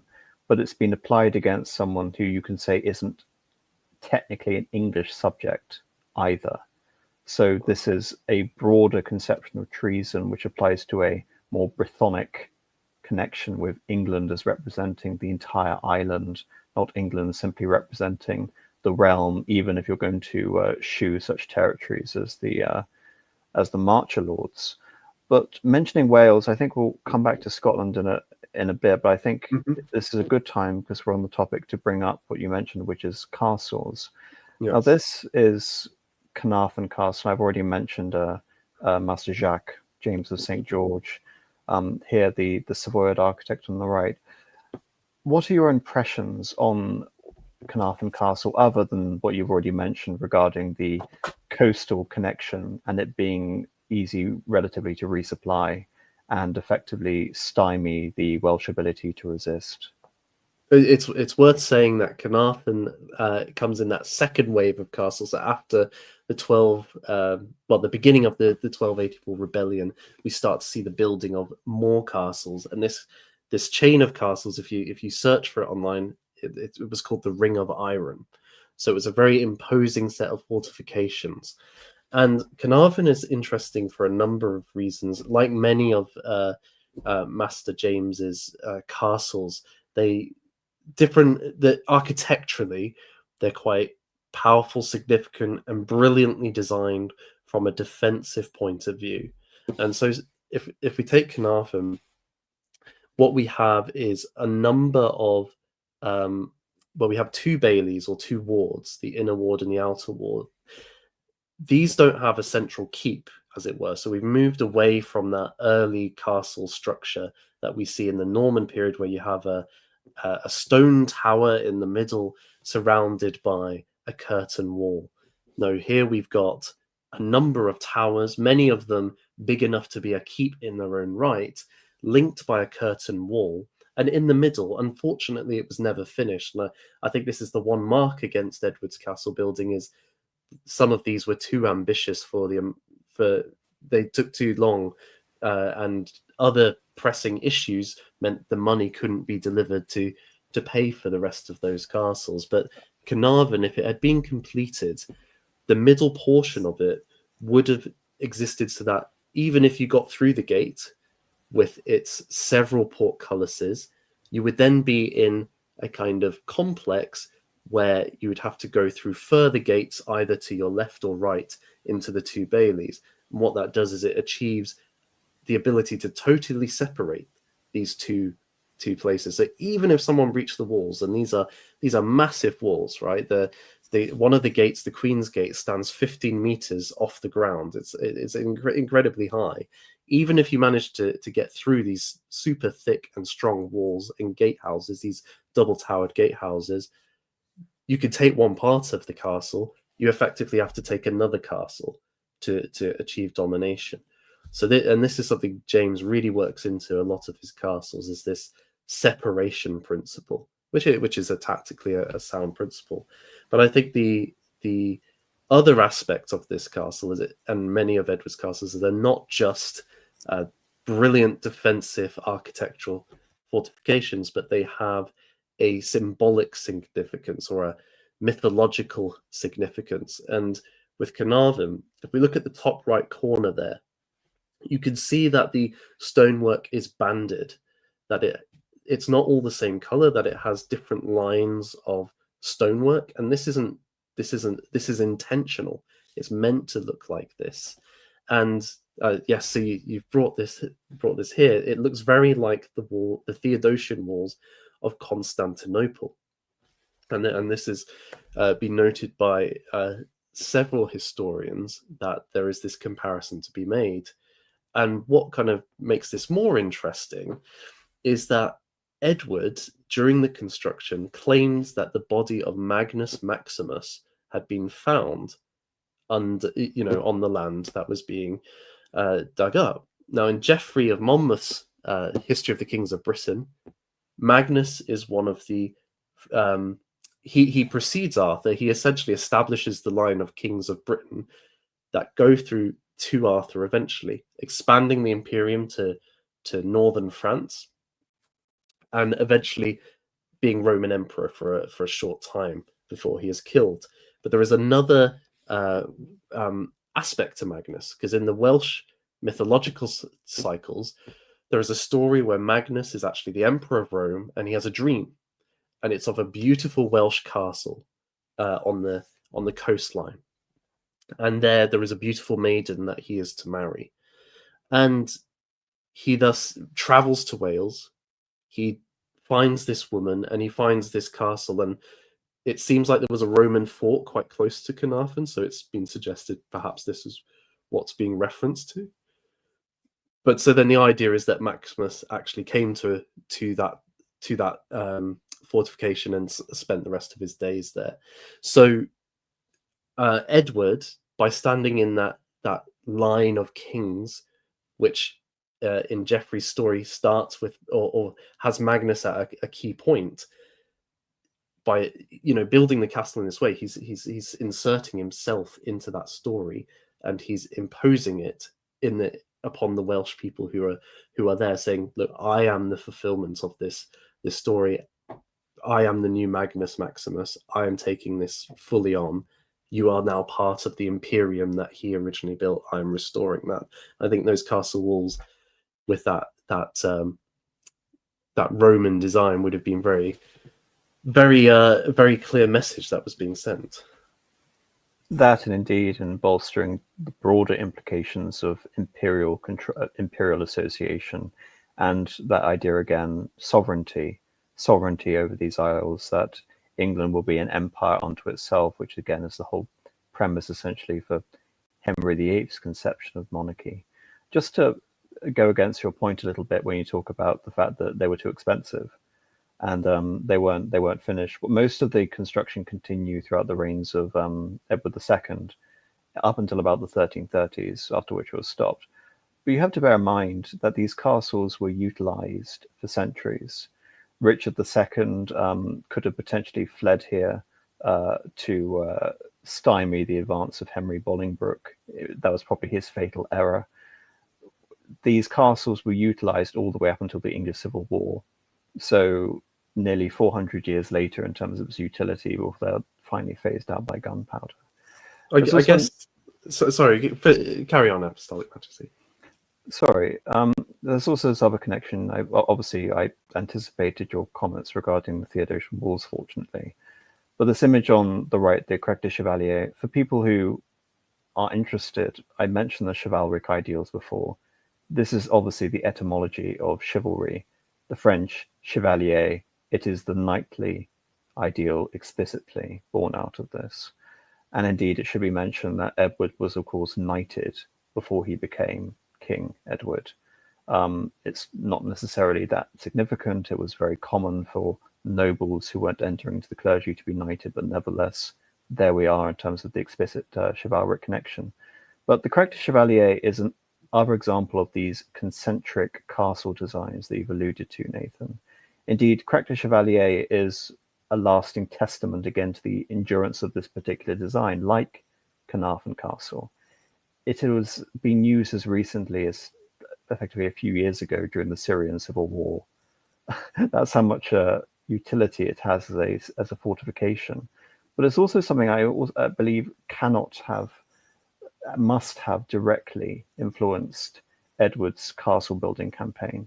Because when he went out to Accra, this was at the point where Baburs, who was the Mamluk Sultan, who was his principal adversary, as Saladin was to Richard the Lionheart, had just seized control of Crête de Chevalier from King Hugh of Jerusalem, who I believe was also the king of Armenia and the king of Cyprus. So this great Crusader fortress, the greatest of all of them perhaps, had just been, as it would turn out, permanently lost to the Muslims in this campaign.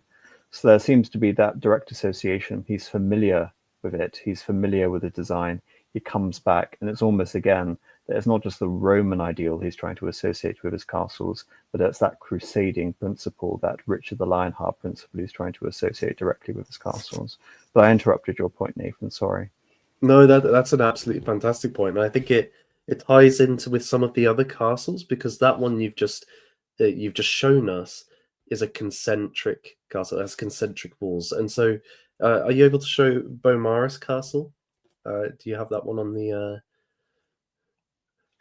here? Yes, here we go. So this is arguably the finest example of concentric walls. So you can see that we don't just have one curtain wall. Effectively, we have a curtain wall with another set of walls inside, and you have the double towered gatehouses, which are very common in this in the 13th century, surrounded by a moat. And again, this is Edward loves water to defend his castles, and certainly the Tower of London would be another example of this.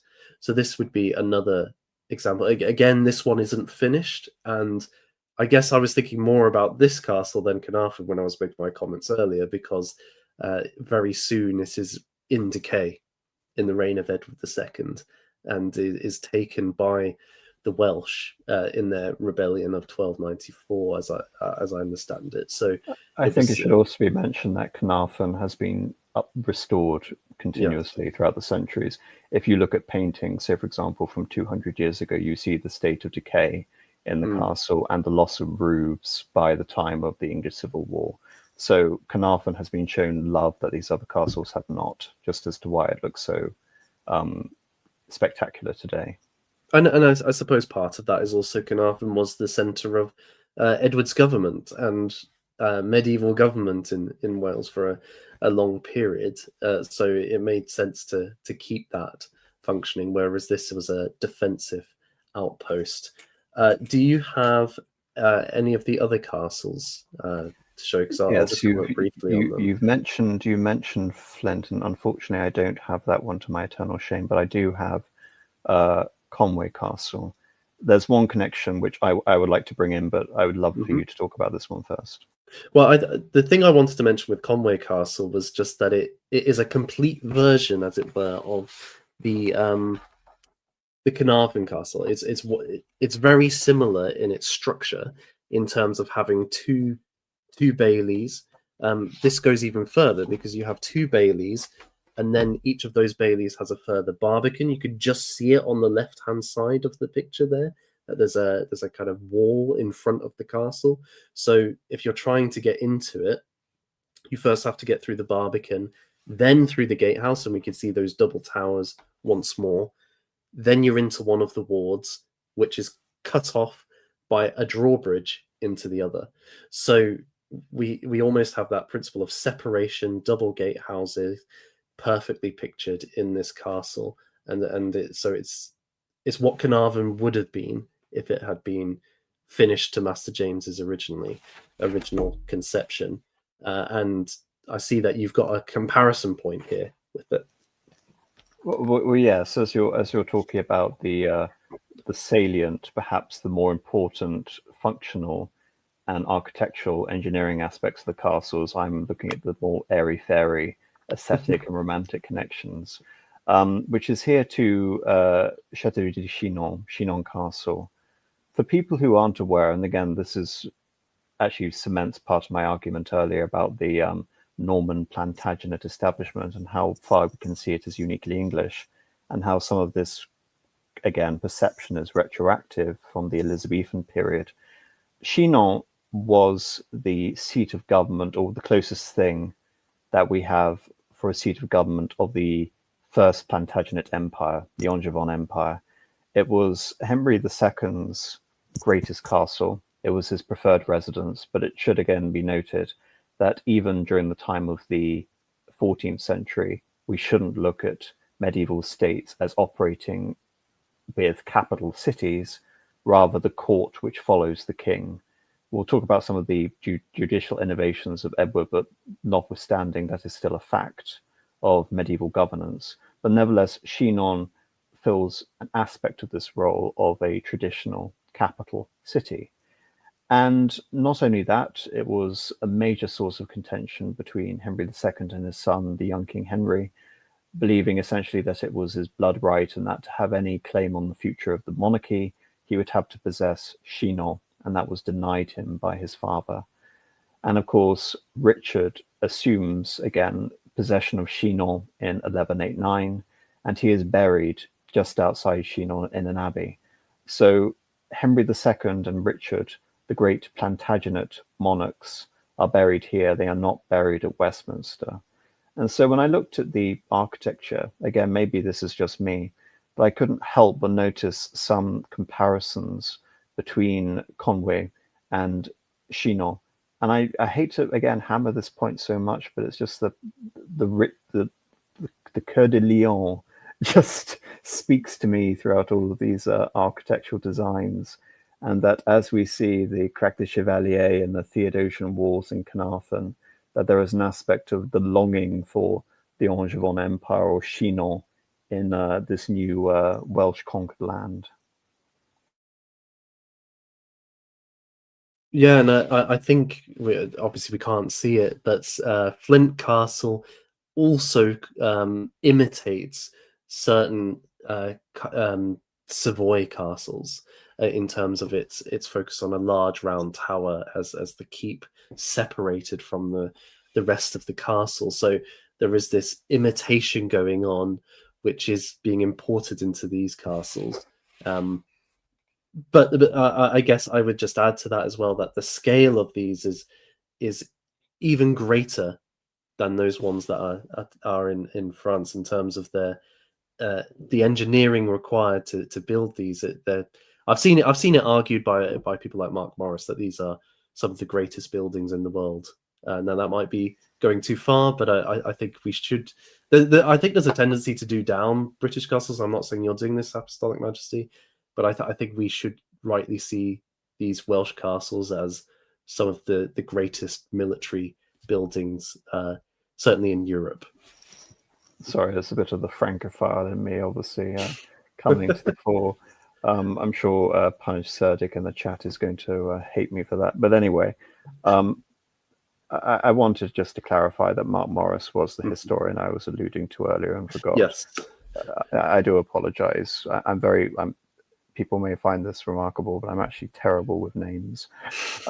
So, yes, that's really the castle section I wanted to talk about. And thank you for bringing your expertise to that, because I really think it has confirmed your point about the spectacular nature of Edward's castle building program and how that was able to consolidate and conquer a land that was effectively unconquerable, even by the Romans that you've already alluded to during that period.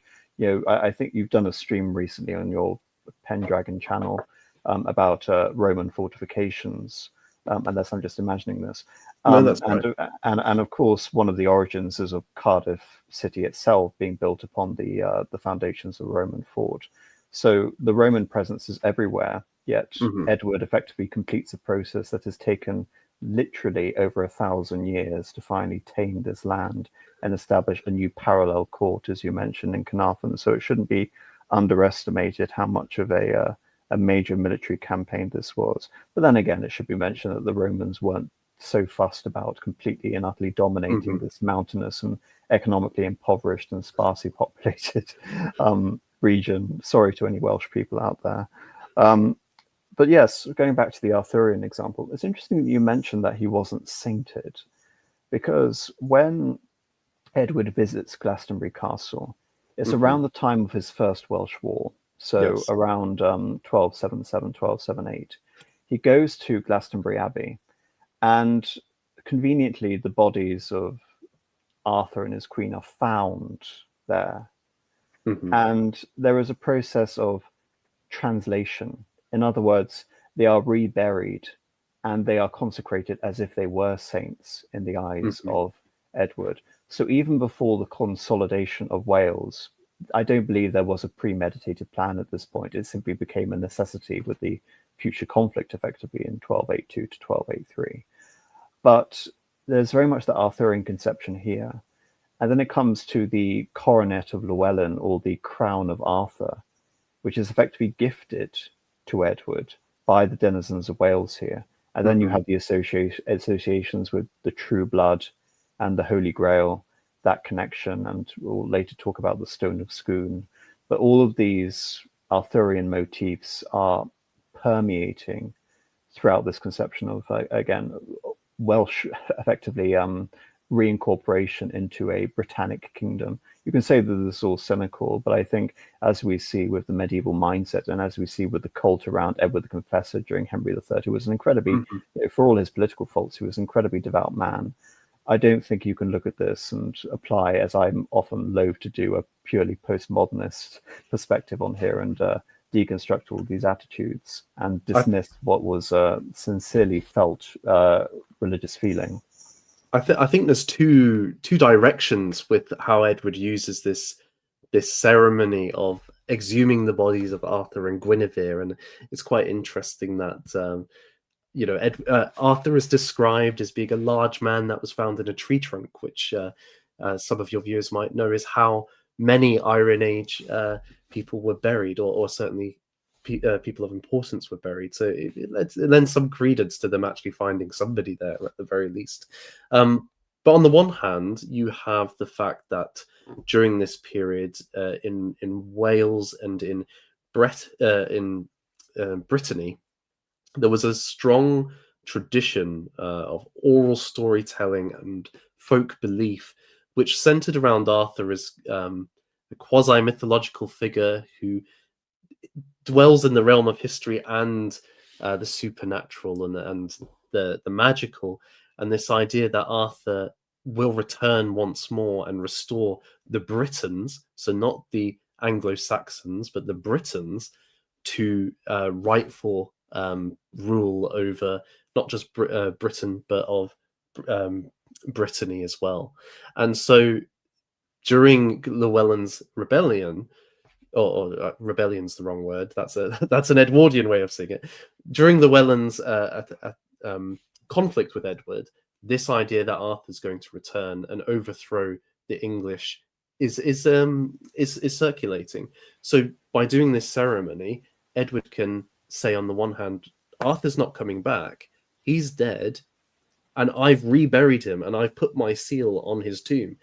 I've put him in the ground. He's not coming back. And this ties in with how Edward actually subverts one of the prophecies of Merlin, which is in Geoffrey of Monmouth's work, which is there's this story of the red dragon, which represents the Britons, and the white dragon, which represents the Anglo-Saxons or English. And the white dragon initially, they have a fight, and the white dragon for a time will be supreme, but then the red dragon will overthrow it. Edward says, the white dragon has killed the red, and the red's never coming back. So he's taking the kind of Anglo-Saxon side there against the Britons in this kind of use of Arthur. At the same time, though, we know that during this period in the late 1270s and throughout his reign, he holds a series of round table festivals, and these would involve what you might imagine: a lot of feasting, tournaments, combat, dancing, and it wouldn't just be for the immediate court, but there was widespread invitations to barons. So, for example, in one occasion, I think at Kenilworth, there were 100 gentlemen and 100 ladies invited to take part in the festivities over several days. And I believe you actually have a picture of one of these round tables, which has survived, the Winchester Round Table. It is a large construction that you can see in the hall of the Great Hall of Winchester, and dendrochronology has dated it to the reign of Edward I. It wouldn't have looked like this. We'll talk about the painting towards the end of the stream, I believe. But this is the sort of thing that he was doing on a regular basis with the barons. And so he's strongly identifying himself with not just the political legacy of Arthur, or just being the next king in a line which starts with Brutus and has Arthur in it, which has an imperial Britain, which he can claim to be restoring. But the courtly life of Arthur is something that he's embracing and sees himself as bringing into being. And certainly others are seeing that too. They're taking part in these round tables. People from men from all over Europe are coming to Edward to be knighted in ceremonies, which is quite striking. He's making oaths with the men there to do various things, such as later on there'll be an oath to overthrow Robert the Bruce with 300 newly knighted men. It's all very much embracing the Arthurian, and I suppose a cynic might say, well, it's convenient. It's providing a mythological legitimation for opportunistic political action.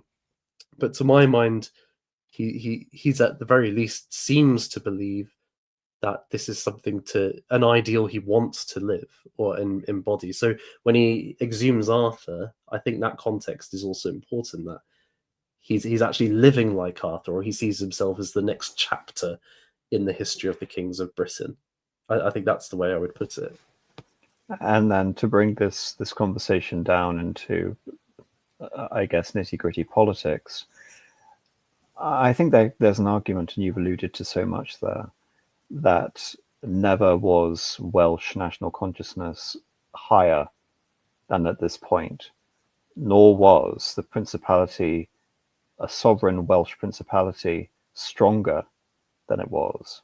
And indeed, you mentioned the recognition by England of the Principality of Wales. Never had there essentially been such a centralized overlord of the Welsh in relatively modern history. And so it's remarkable that Wales had never been so higher for Edward to decapitate it and place his own son in Carnarvon over its court, because the greater the Welsh Principality, the more powerful by extension the Plantagenet dynasty vis-a-vis the Marcher lords, because there's going to be an issue which is going to persist in Wales all the way up until Henry VIII abolishes the Marcher kingdoms and he consolidates all of it into the centralized Kingdom of Wales with himself as the king, albeit de facto the title Prince of Wales will survive. So again, it's a subtle irony that Wales rises so high, and again, like Icarus, it just burns up and falls into the sea and gets destroyed.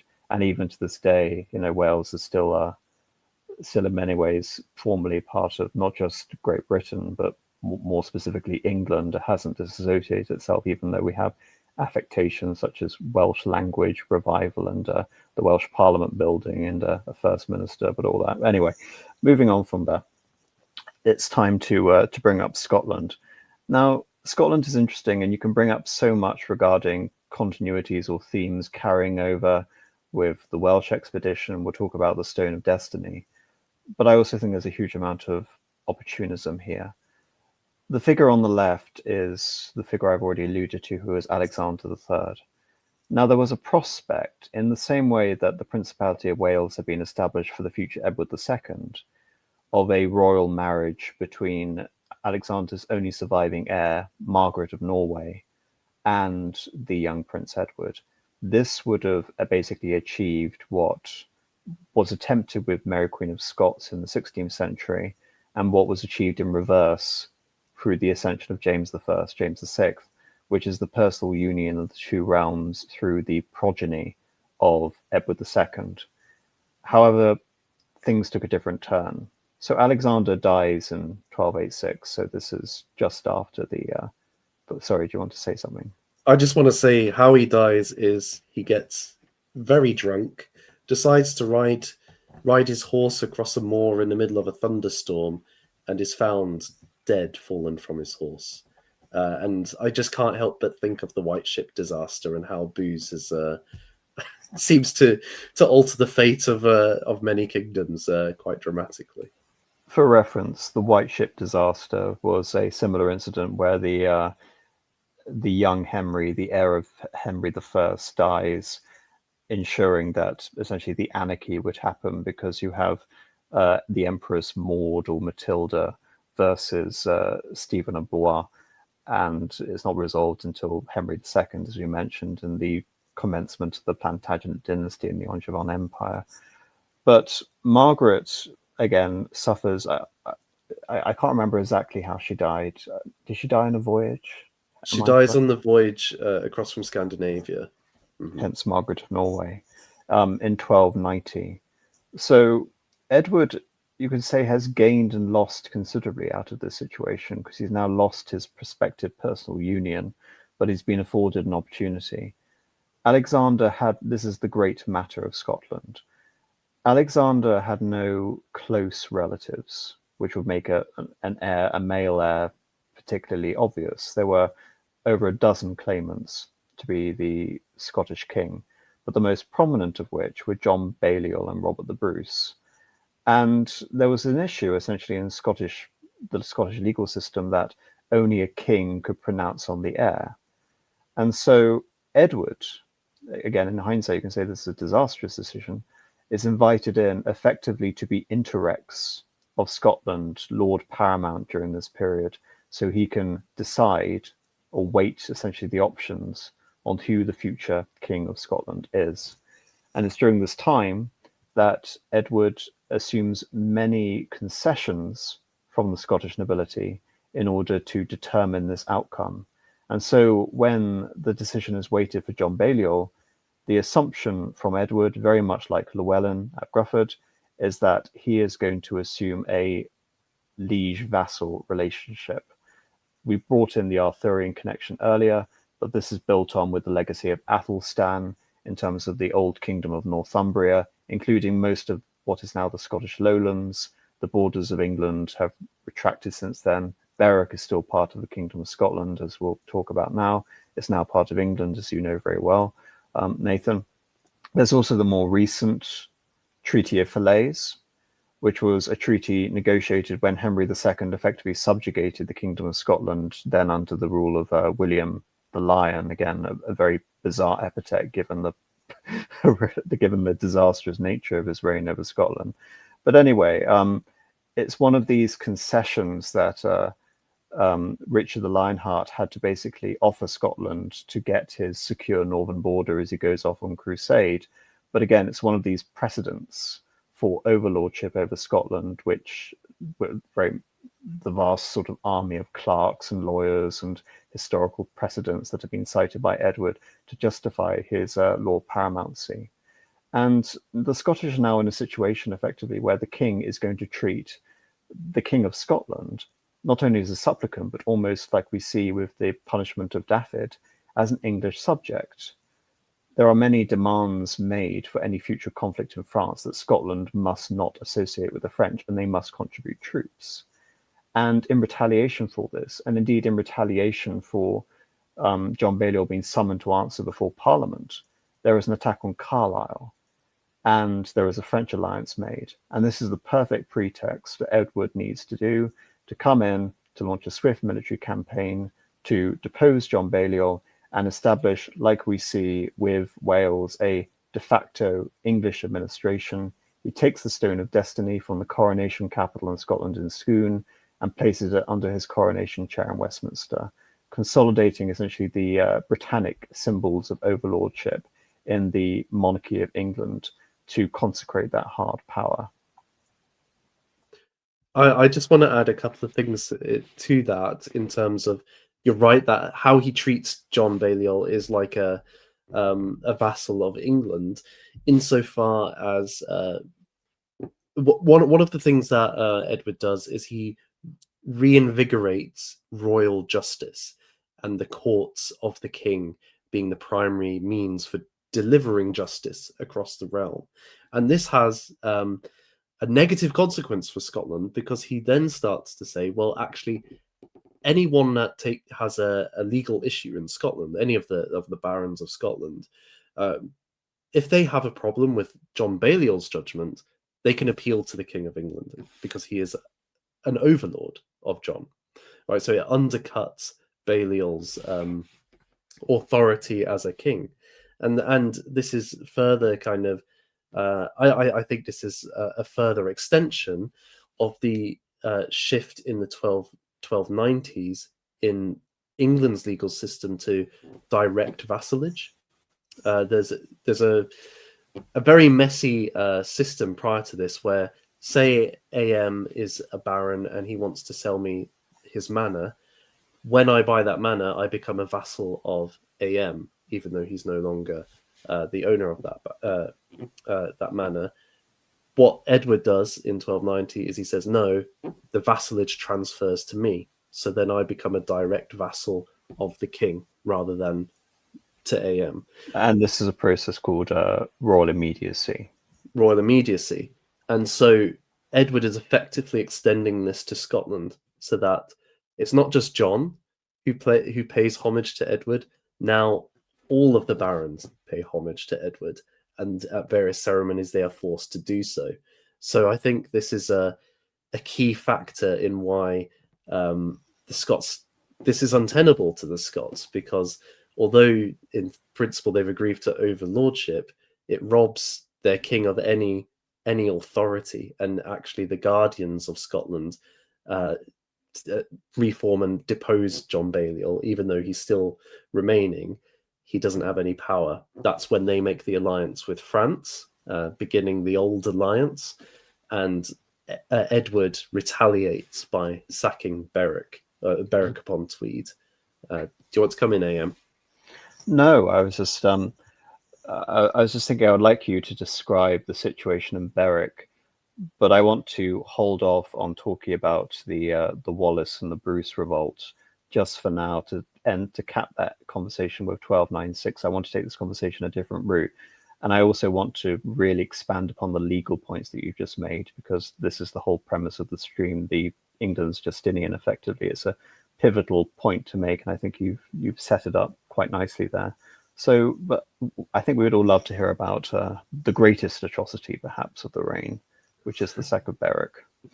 The sack of Berwick. Well, to lay the groundwork, Berwick upon Tweed was essentially founded during the reign of David I of Scotland. It was the principal town in Scotland. Prior to that point, there wasn't any towns as we know them.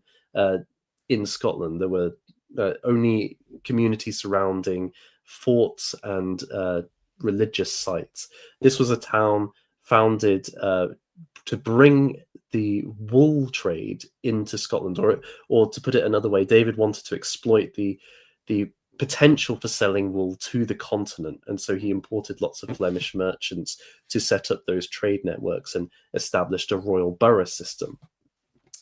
This led to Berwick becoming Scotland's main economic centre, and it paid 40% of royal income over the next 100 years or so. So it was hugely critical to Scotland. It was, I think, only London was a bigger economic centre during the 12th century and 13th century.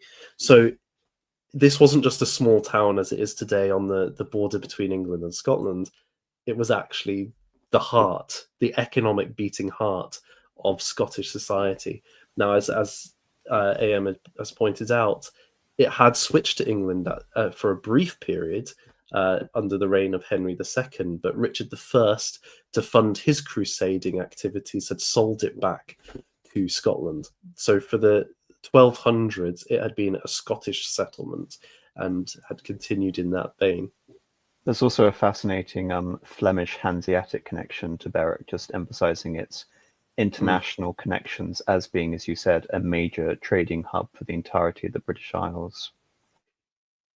Absolutely. It's because of its position, it's very easy to get out to Flanders, to the Low Countries, but also up to Scandinavia. And so you find a lot of Danish merchants around that time having influence. And unlike other places, because it was a borough, it's directly owned by the king.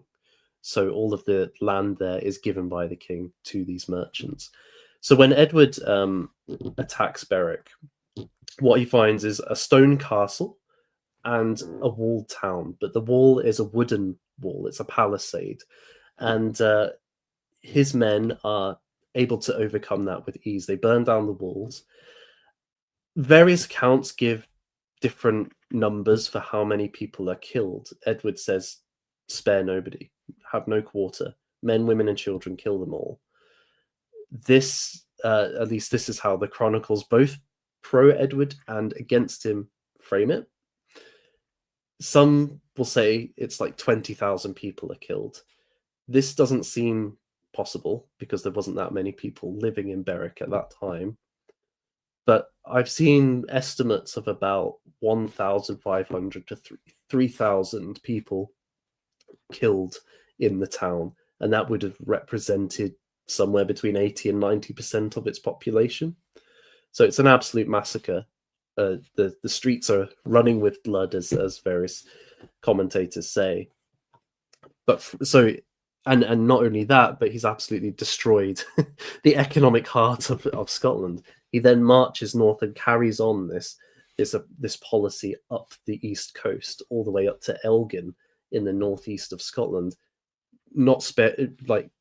destroying garrisons, burning crops as he goes, scorched earth policy, and really just bludgeoning the Scots into submission. There's only one battle of significance, Dunbar, and the Scots are crushed at that. And John Balliol eventually has to surrender with the Stone of Scone taken from him. So it's and the Stone of Destiny, as you mentioned, AM. That was all the kings of Scotland were crowned seated upon the Stone of Scone. So by taking this away, you're taking away you're removing the thing which gives legitimacy to the kings of Scotland and placing it at the heart of English rule or imperial rule over Britain, because now the kings of England, or the kings of Britain, as Edward wants them to be, are being crowned on top of this stone. So a rather silly point from me, but regardless, I'll be interested to hear your perspective. As someone with a very strong connection to Berwick, do you think his actions were justified? Well, firstly, I just want to make that comparison to the Arthur passage that I read earlier, that this is exactly the sort of policy Arthur takes against the Scots and Picts in Geoffrey of Monmouth. So If he wants a kind of roadmap or some sort of legitimation of his actions, he can point to Arthur and say, look, I'm just repeating the cycle that's already happened before of how you unify Britain and deal with the Scots. I think, though, that how would I put it? I see it as a travesty for Berwick, because at that point Berwick was one of the great towns of Europe, and now it's never recovered to those heights, and now it's a small provincial town, whereas it once had this great history. On the other hand, though, I understand that the problem Berwick had as a location is it's right on the border between England and Scotland, and that's not a good place for your major economic centre. And if you want to strike against the Scots, then that's the place to do it. So I understand it from a tactical point of view, but I think it represents Edward's policy towards Scotland, which, very much like Wales, it's you submit to me in every aspect, or you are destroyed. There's no room for understanding, or how would you put it? There's no room for recognizing an independent Scottish identity, or one that is independent from Edward's imperium, and so Berwick has to suffer as a consequence of that. It should also be noted that many medieval towns were given, like London, were given charters of autonomy, which meant that invariably the local burghers would later become the bourgeoisie, and the guilds had extensive rights in these towns, which meant it didn't actually, for the sake of the monarchy, matter that much if it was a particularly prosperous town, if that wealth wasn't all being centralized in the monarchy. So that is in many ways an explanation as to why Edward I was willing essentially to economically destroy Scotland in that regard. But this all pertains to the Great Legal Reform. One of the arguments that is made against Cook's appellation of Edward as the English Justinian is the way he carried out his legal reforms.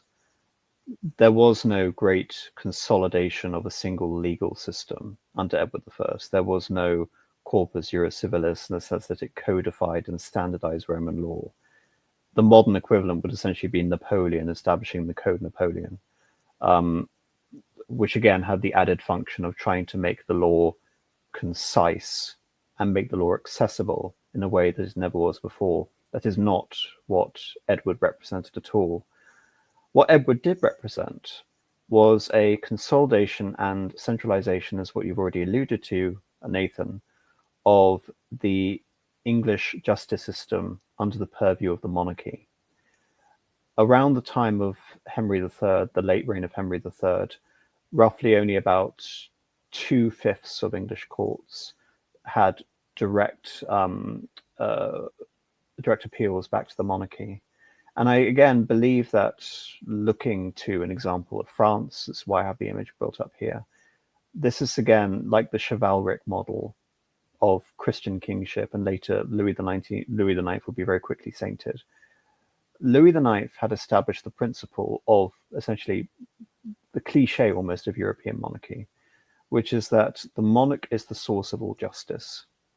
He establishes his Conseil de Roi, his royal court, and he goes out and he dispenses justice. He dispenses clemency. All forms of justice are centralized in the monarchs. He deals with robber barons. He dispossesses local rulers of their rights to oversee judicial matters, and he allows for the right to petition, another element of Edward's reform. And so, looking at the French model, as I believe so much of Edward does, he takes the inspiration from France, where other inspirations existed at the time. For example, the Libri Augustale in Sicily established one of the most centralized realms in all of Christendom at that point, probably the most centralized realm in all of Christendom, but that is not the precedent that Edward takes, the Frederick II precedent. He takes the French precedent. And if anything, I actually think this buttresses the claim of the English Justinian in a more meta sense, in that what Edward effectively did through, say, for example, utilization of the quo warranto, by what warrant? is that he was trying to counter the perversions of rights which had been assumed during what he believed the disastrous reigns of his father and his grandfather, John and Henry. And so he was attempting to rectify the legal situation to rights firmly established during the reigns of Henry II and Richard the Lionheart. So it's part of a restoration and a correction of the dispensation of privileges, which is a key part of his legal reform. Another part of it is the dispensing with royal justice efficiently, ensuring that corrupt officials essentially aren't allowed to bastardize the system of justice, and by extension, as they are representatives of the king, that in turn impugns royal authority itself. But the whole basis of English common law is not overridden by this. The complicated, precedent-driven, often decentralized nature of our intricate legal systems are not standardized. And so in that way, again, it is a unique anglicized aspect of a Justinian reform, one that looks to earlier precedent, a legal rectification, as it were, of the old systems of England that have existed since before the Norman conquest. Yet at the same time, when you look at the statutes of Westminster, they're often associated as the second Doomsday Book. This is an attempt to establish a great census of all of the legal precedents at that time. So much you can essentially understand as to what he's doing, to the point that Stubbs will basically refer to this as the beginning of the English Constitution. And to complement that point, we have the precedent that Edward establishes, which is quod omnis tangit ab omnibus approbari debet, which is what touches all should be approved by all. You would look at that and think that's almost a revolutionary democratic statement. And indeed, it was shocking at the time because it was built on the precedent of the de Montfort Parliament that was summoned after the triumph of Lewis in 1265. 30 years later, he is summoning this new parliament. It sets two precedents. This is foundational in terms of the king being able to wage war against Scotland and appropriate the funds, hence why it's important to look at this within the Scottish context, as you brought up, Nathan. But it also establishes the systems by which will later evolve into the House of Commons and House of Lords. It begins as a single chamber, but contained within that single chamber is a writ to establish one's right to sit in Parliament, which is the beginning of the Lords Spiritual, where bishops sit in the House of Lords, and eventually the House of Lords, where a baron or whatever has the right to sit in Parliament. This is a right essentially that was reluctantly given because it established rights for the barons that they had fought so hard for in the second baronial conflict. But it also shows, even after the death of Eleanor of Castile in 1290, which is often seen as this great moment where Edward became more tyrannical in his rule, that he's prepared to make his own version of Magna Carta, his own great concession to the nobility to win their support, which can hardly be expressed in more magnanimous terms than what touches all should be approved by all. It's almost a Demastrian form of government where the king is higher when he sits in concert and approval with all of the estates beneath him. That is Edward's mold of government, and it's something which is refined under later monarchs. Edward III, even to some extent, even though it wasn't successful, Richard II, and later Tudor monarchies, and of course coming back to that Elizabethan Jacobean period. And also, you mentioned, interestingly, that the Scottish the Welsh legal system. Yes, English norms and English customs are brought into Wales, but Wales retains its own strict legal system. In the same way, it is not completely uniform with the rest of England. It is a local iteration of English law being imposed on the Principality of Wales. It's the same principle also in Ireland. In Ireland, there is the creation, like we see with the Model Parliament, which is Stubbs's appellation, the first Irish Parliament. The Irish Parliament, which is basically the consolidation of that Anglo-Irish Norman ascendancy, which will continue all the way up until really the 1830s with Catholic emancipation, where the Parliament, the United Kingdom Parliament, essentially finally allows real Irish representation. But that precedent is established with Edward. And again, it's a conscious attempt to stymie what he believed was the proliferation of Gaelic laws, Gaelic customs, And as we see with his later Scottish campaigns, these Gaelic lords would often ally directly with the Bruce and the insurrection of William Wallace against the authority of the crown. However, unlike what we saw with Wales, there was no complete consolidation of the lordship of Ireland.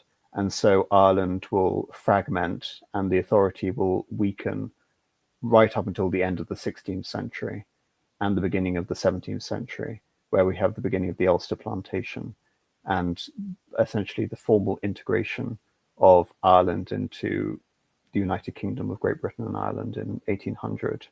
But it's a process that Edward was again trying to imitate, not just in Scotland, but in Wales and in Ireland. But I've been speaking for a long time, but that's just my summary of why Edward should be considered significant from a legal perspective. And one last point, which is the dispensation of Eries, which are local justiciars.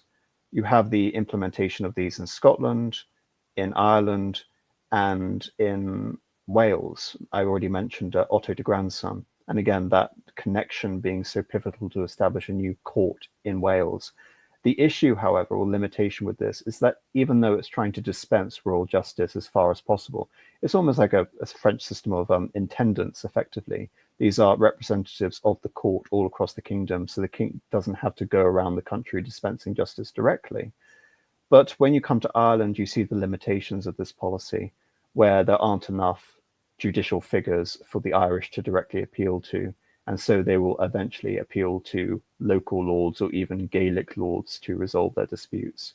So it's not a perfect system by any means necessary. But the success essentially is what you alluded to much earlier, Nathan, which is preventing civil war.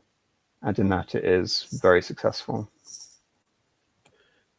I think that's so beautifully put as a summary of Edward's legal reform and an overview of how it was successful. And I would just add in this context that Edward actually reissues the Magna Carta in 1297 as part of these reforms. So he's identifying it with that affirmation of the barons' rights before the king, and that principle of justice. That it's interesting that you mentioned on the granular level of the actual specific judges being held accountable and removing corruption, because the oath to the judges have to swear is changed by Edward's regime to a fundamental affirmation that the judge will judge fairly and impartially for rich or poor, so regardless of estate, and they will not take any bribery for this, and even the king will be accountable to them. And you mentioned this earlier, and I think this is quite striking, given part of what led to the Second Barons' War was Henry's behavior or lack thereof in allowing his supporters to run roughshod over the country and not punish them, and indeed then also at the same time using the Jewish loans to strip land from those that he wanted to. So you had this very arbitrary use of the legal system, whereas Edward's consistently reinforcing this idea that no, actually, the judicial system can't be arbitrarily used by the king against the barons. And so that seems to be a bedrock principle which helps secure their support. And just to buttress your point, a feature of Henry III's rule and Edward II's rule is the reliance on favourites. In particular, when it came to Henry III, it was the Lusignan family who were now related to him. The Lusignan family had a Crusader connection, but they were also infamous in terms of their antics they got up to in France. And it was the association with the Lusignans that basically confirmed your view of the random arbitrariness of the English monarchy. And then we have the connection with Piers Gaveston and prioritizing the royal boyfriend among all of the other notables in the realm. So yes, it's very interesting. And this is where I'm going to take a turn that I think a lot of people overlook when it comes to Edward, but there's a reason I've been mentioning France and Richard the Lionheart so much, because I believe that almost what happens in Scotland after is kind of incidental compared to this, which is the broader conflict. Richard the Lionheart, before he became king, was meant to inherit Aquitaine. Eleanor of Aquitaine, who brought the huge duchy that you see in the light sort of salmon color in the south into the camp of Henry II, who his domain was in the dark red in the center in Anjou and Maine. This territory was to be given to Richard as his own domain, but because his brothers predeceased him, he inherited the entire empire. And as a result of this, you can say that the Angevin connection with Aquitaine and Gascony is very strong. This is the territory, as you can see on the right map, that survives the conquests of Philip and the betrayal of the various formerly English vassals to France. And the expansion of the royal domains in France is built upon this conquest. Edward spent a large amount of time during his heirdom in Aquitaine, and he would spend a large part of his reign in Aquitaine, more than you can possibly say would warrant given the posthumous success of his Welsh and his and infamy of the Scottish campaigns. But I believe that this is essential to viewing Edward, and you can look at this from two perspectives, I believe, Nathan. The first perspective is Edward sincerely trying to do the opposite in France of what he was doing in England. In England, he was ruthlessly putting down any opposition, ensuring there was every historical, legal, and mythical precedent to establish uncontested sovereignty over the Isles. When it comes to France, it's the inverse. Edward is not a sovereign in France and Gascony. He is a supplicant. He is a vassal of the King of France. And if you look at the image on the right, which is the Treaty of Paris in 1259, this territory is effectively the King of France's to grant, even though it came to England by inheritance. And the king reserves the right, the King of France, to forfeit that territory. And so what Edward does is play a very careful balancing act. When he becomes king, he pays homage directly to Philip III, who is the son of Saint Louis. He then spends a large part of time in France after the Welsh conquest to recommit himself to Le Roi Le Fer. You see on here, Philip IV, one of the most formidable kings of France and incredibly consequential for the future of the Capetian dynasty in France. However, like with Philip II and John, Philip IV has no intention of allowing such a strong vassal of his to hold on to such a large territory in France, and is determined to seize upon any pretext to start a conflict effectively, where he does when it comes to pirates attacking the port of La Rochelle. Now, my reading of this is effectively two readings, like I said, Nathan. The first reading is that Edward sincerely wanted to cooperate with France. You have many precedents towards this, especially his deference towards the crusading legacy of Louis IX and his imitation of so much of French legal innovation and administrative innovation into England. There is also the broader picture, going back to Richard the Lionheart, which is that peace between France and England, and by extension France acknowledging English supremacy over Britain, not getting involved in its affairs, will allow Edward to go off on crusade again. It was something he pledged various times, that he would take the cross, and this is also attested to in terms of his diplomatic correspondence.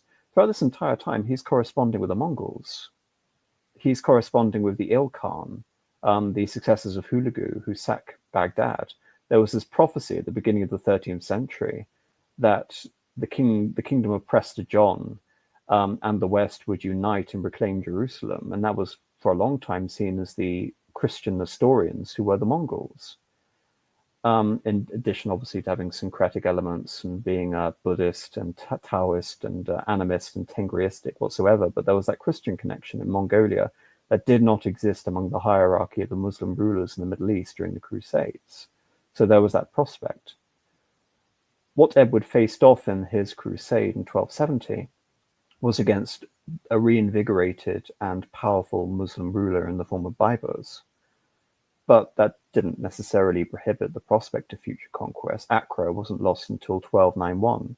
So from the ascension of Philip IV in, I believe, the year 1284 to 1291, a real prospect for a reinvigoration of the crusade was there. But as we saw with the Scottish example, I believe if that was the sincere vision of Edward, which again would act as a complete contrast to what we see in the British Isles, it was very unrealistic of him, because the King of France would seize upon any pretext to undermine the English position on the continent, as we saw directly with Richard the Lionheart. He goes off on crusade, Philip joins him, then Philip rushes back home and wages war against his vassals. So it's almost as if history is repeating itself here, albeit he doesn't end up going on his grand second crusade.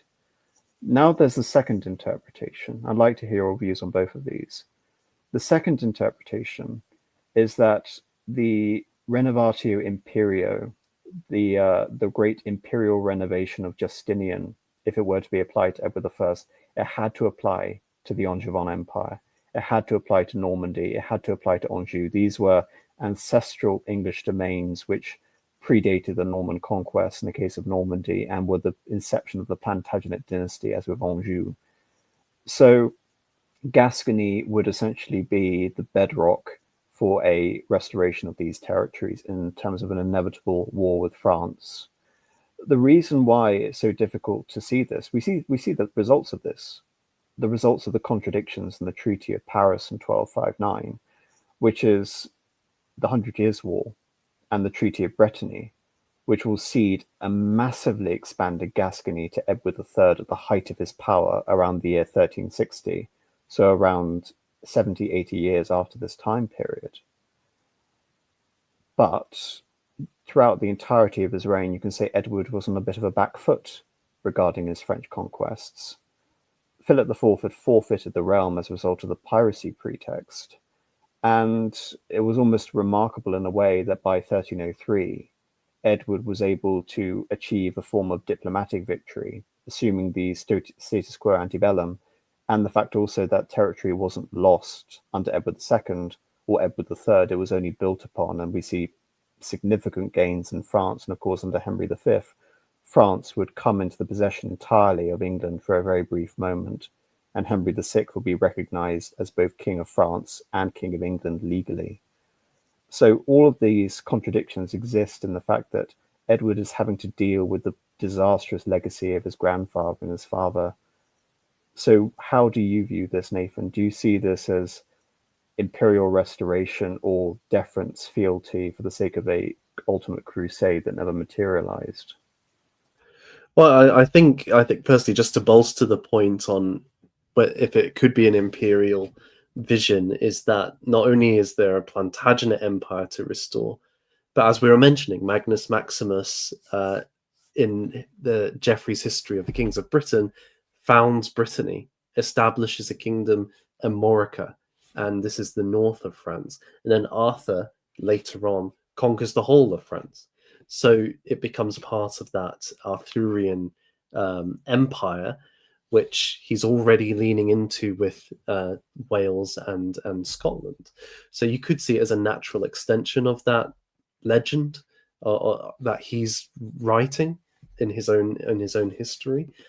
I think one of the difficulties with this situation in France is I think it is naturally going to be the more how would you put it? It's the thing that does seem to a desire of his in some way to work out, and I'm not quite sure whether it is the fealty or the imperium that he's looking for here, but it is I think it is a focus for him.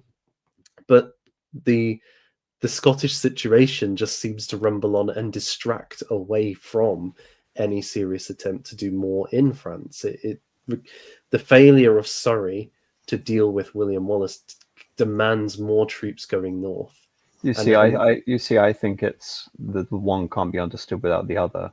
Yeah. You mentioned the beginning of the Old Alliance. I think Edward could be operating under a principle of quid pro quo, which is you give me Scotland, don't get involved in Scotland, it's my domain, and I will show you deference and homage, and I will not work essentially your vassals against you, because France is a very fragmented and decentralized realm by and large, and I will concentrate instead upon the broader goals of Christendom, which is the reclamation of the Holy Land. Because again, Ed was not an idiot when he realizes that if this is his policy, it's not working. He is more than willing to rely on his allies in Burgundy, his allies in the East, his allies in Savoy, his allies in the Holy Roman Empire. Indeed, he has a lot of connections with the Holy Roman Empire because his uncle is Richard of Cornwall. Richard of Cornwall, who was actually elected as King of the Romans. So he was briefly, possibly, a contender to be Holy Roman Emperor, an English Holy Roman Emperor, it should be noted. Indeed, Matilda, the Lady of England during the Anarchy, was also the wife of a Holy Roman Emperor. So these connections exist, and it was something that Edward was prepared to exploit when he believed that the situation in France would break down, and ultimately it did. But that again is sort of inextricably linked with the whole notion of sovereignty. You need to completely pacify Scotland so France cannot use this in any future conflict. So the one is connected. And of course, Philip IV is a very capable administrator. This is the man who destroyed the Knights Templar. This is the man who essentially confiscated all the assets of his Jewish financiers. It should also be mentioned in terms of the anti-Jewish policy of Edward and following in the mold of the French. Saint Louis was responsible for the burning of the Talmud, epic book burnings of the Talmud, and the attempt to Judaicize France. In the example again of Philip IV, he was actually indirectly responsible for the murder of a pope through his operative de Nogaret. So these are, like Edward, merciless, brutal monarchs operating at the same time, pursuing incredibly ambitious aims. And, again, it's a situation that you can't have two alphas, two lions sort of contesting over the same territory and expect there to be this amicable sort of settlement for the restoration of Christendom. So what I find so fascinating about Edward is that you can read both interpretations in the same way that you can read the English Justinian legal argument as the restitution of royal prerogatives that had been lost for over a century at that point, or the commencement of the early English constitution, and you can say the integration of Magna Carta formally into the norms of the realm. You can view it both ways. I view it as the restitution of royal prerogatives, but it was convincing enough that a lot of Whig and Victorian scholars were enamored of Edward for this exact reason. And I think the situation in France crystallizes this. And like I said, this is almost why I see the Scottish issue as incidental in this regard, because if Edward was to achieve a great restoration, like with Justinian didn't restore the Roman Empire. He only restored parts of it. He didn't restore full authority over Gaul. He didn't restore Britain. He didn't restore full authority over Spain. And because of the piecemeal nature of his conflict, ultimately his successes fell apart in a way like we also see with Edward. So it's not just one thing to say, oh, he's like Justinian because he restored territory. He's also like Justinian because he only restored territory temporarily and only a fraction of the territory that he ought to have restored if he wanted to achieve this grander Aurelian-esque restoration. Aurelian, for reference, was called the restorer of the world because in the space of 4 years he was able to unite the three divisions of the Roman Empire in what was truly one of the most spectacular military victories in all history. But there we are. I would just add one thing to this, which is that what's interesting is Edward is, though, very committed to defending Gascony. And, we might think quite naturally, he's a king, he is proud, and he's not going to lose what's left of his ancestral home or powers in France. But there's strong opposition from the barons in England to this plan. And certainly Roger Bigod, who's the Marshal of England, refuses. He says there's no obligation for a vassal in England to serve to serve the king in a foreign conflict, which is kind of interesting when you consider then they're quite happy to serve against Scotland or against Wales, which maybe implies that they're seeing this as a that Scotland and Wales are just an extension of English or British or that Imperial power. I think they're France, also seeing tangible benefits in terms of land grants and colonization that we see. Whereas in France, yes. because the power balance is so weighted against the English, it's not so tangible there. And so this kind of reinforces then the point that Edward nonetheless keeps pursuing the idea of raising forces to go and fight in Gascony. And he's so committed to this that it almost brings them to the point of crisis. And the compromise is the reissuing of the Magna Carta. So I think this at least suggests that it isn't. He's not willing to give up the gains that are still there in France. He's not going to trade Gascony for Scotland. He still sees it as, okay, we're going to have a minimum of Gascony at the very least. So that I think it's that adds a level of conviction to his engagement in France. Indeed, and I do believe that every English king post Henry II believed that they had to maintain a significant foothold in France to keep that Plantagenet legacy alive. And that's why it's so fatal to Henry VI when he loses Gascony in 1453, and why it actually precipitates a mental breakdown for him that basically incapacitates the government of England for, well, really the rest of his horrific reign. So I think this is a good time to really round off the conversation before we get to the legacy with what happens in Scotland, because we've already alluded to it. Just to briefly summarize, we have the action at Berwick. Edward basically believes that the conflict is resolved. But then we have the Battle of Stirling Bridge after the action at Lanark. With the action of Lanark, all of a sudden you have this insurrection by this non-entity, this very minor noble called William Wallace, with dubious attestations as to his origins, whether he was a Scottish noble who was loyal to Edward, or whether the action of Lanark was spurred on because he was a minor outlaw and had stolen a keg of beer, to him being a longbowman who served in the Welsh campaigns under Edward, all of these connections. But the point is, after the action of Lanark, he joins up with, I can't remember the name of his comrade at the Battle of Stirling Bridge. Conway? Not Commune. That's a different. Is it the Earl of Murray? Yes, the Earl of Murray. Thank you. That's the one I'm looking. The Earl of Murray has been leading his own action in the Highlands, but they joined together, the forces of Wallace and the fall of Murray, at Stirling Bridge, where Edward has to consolidate the kingdom by subduing the Highlands, so his army cross over Stirling to achieve that purpose. And here they are essentially ambushed by the Scottish forces, and the cream, basically the English occupation force, are massacred there. And the exultation is so great that, having already been dispossessed of their monarch, because John Balliol is now in exile and has been dispossessed, like I said, of the offices and the position of monarch, that William Wallace assumes a temporary position of Lord Protector, essentially, of the realm. He then goes off and launches raids into England, Carlisle again, across the north, and this precipitates Edward's response with the Battle of Falkirk.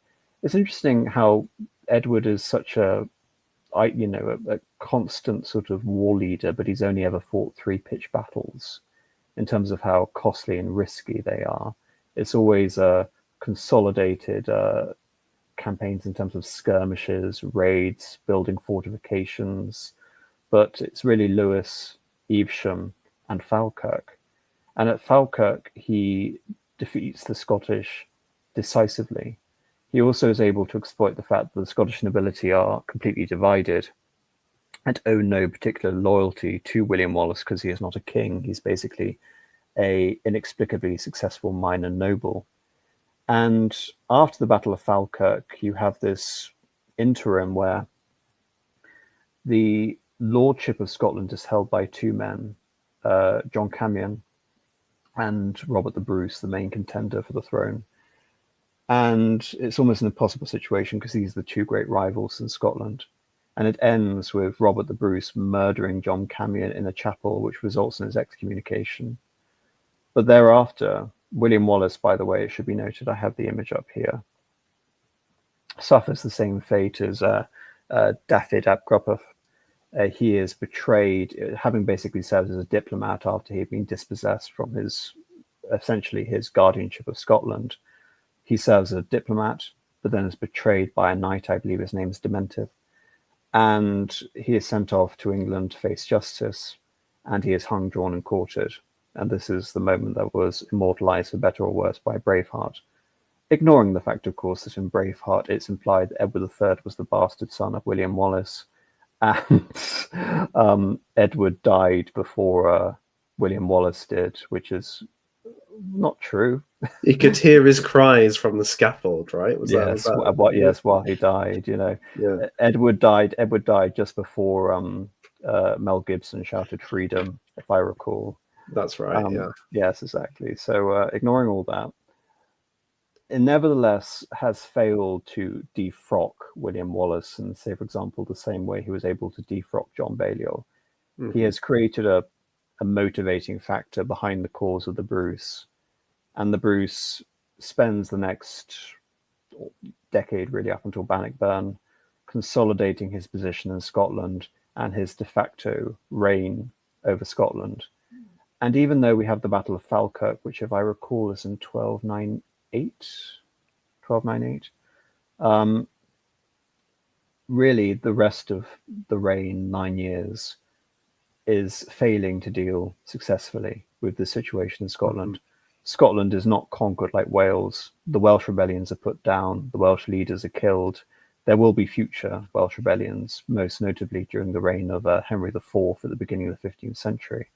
But the Scottish situation unravels pretty quickly, almost instantly, in terms of the span of years. If we're talking about the conquest really beginning with the Great Matter in 1290, John Balliol's deposition by 1296, the sack of Berwick. Within a few decades, Scotland has effectively released itself from English control. And what's worse for England is that the old alliance will be cemented thereafter, really up until the deposition of Mary Queen of Scots, who was also, it should be noted, briefly Queen of France as well. So, yes, I think this is the sort of major contention against his legacy. Mm-hmm.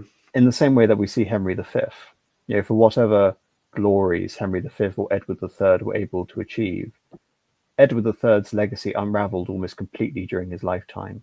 All the successes he accrued in the first half of his reign were lost in the second half. With Henry V, he died prematurely at the siege of Mont Saint-Michel, and he was succeeded by a relatively capable Regency Council. But after the siege of Orleans and the coronation of Charles VII in Reims, everything basically turned against the British, and the pivotal moment was when the Burgundians switched sides back to France. I believe that basically doomed the English cause for the union between the two crowns. So Edward is no exception here, in that all of these great English medieval monarchs ultimately failed to achieve their grander objectives. And when the union with Scotland does happen, ironically, it is with a Scottish king coming to London, not vice versa. I think I'll just add a couple of things, because that was a really great summary of the conflict and how it played out. I think when we compare to Wales, there's some obvious differences with Scotland. The one being just the size of Scotland is so much bigger. Sometimes it's easy to miss, but it is actually almost the same size as England as a landmass. So actually, Edward's policy of building castles to create a kind of ring around certain areas of Wales just isn't going to work in Scotland. And indeed, he doesn't follow that policy, in part because he doesn't have the money to do so now. His earlier castles, they cost a lot of money for that time period. I think Carnarvon was £20,000, which today depends how you draw the comparisons with inflation, but it was 1% of GDP for Edward's reign. So whatever that would be today, it's a major infrastructure project. And that was largely supported through raising money by taxing Jewish merchants, taking their loans and property away from them. And he doesn't have that anymore. Because he's expelled the Jews in Well, 1290. it should be noted that that is the cynical reading. Obviously, there were a huge number of Christian arguments, and Louis IX, Saint Louis, was completely convinced of the Christian cause against the Jews, hence why he was burning the Talmud. But it's just natural, isn't it, that the castles are erected in 1283. They're essentially there because of loans. The money dries out, so the Jews no longer form that function anymore, so just get rid of them. It's incredibly cynical, but Philip IV did the exact same thing in France. Yeah, And you can no longer finance him. I agree that there was other arguments, the Christian arguments, and then also the barons were very, very much in favor of this. I think just for this context, though, it's helpful to notice that he doesn't have that resource anymore. He can't get a loan to pay for his Scottish castles, so he can't go with that technique anymore. And then, as a kind of further point, I think it's just the that we mentioned before that he could supply his armies from the sea in Wales. You can't do that in the middle of Scotland. Yeah, it's too far from the coast, and so Wallace is able to quite effectively lay the groundwork for Bruce in terms of military strategy, in not engaging Edward as much as possible and just playing a guerrilla war campaign. He's actually a little bit unlucky that Edward manages to catch him at Falkirk, because that was never Wallace's intention. He was just going to harass Edward's troops until they had to go back, and actually they were on the way back to England at that point, in part because the Welsh and English troops were at loggerheads with each other within Edward's army. But Edward was able to have a pitched battle with Wallace, and the Welsh longbowmen just decimated the Scottish ranks.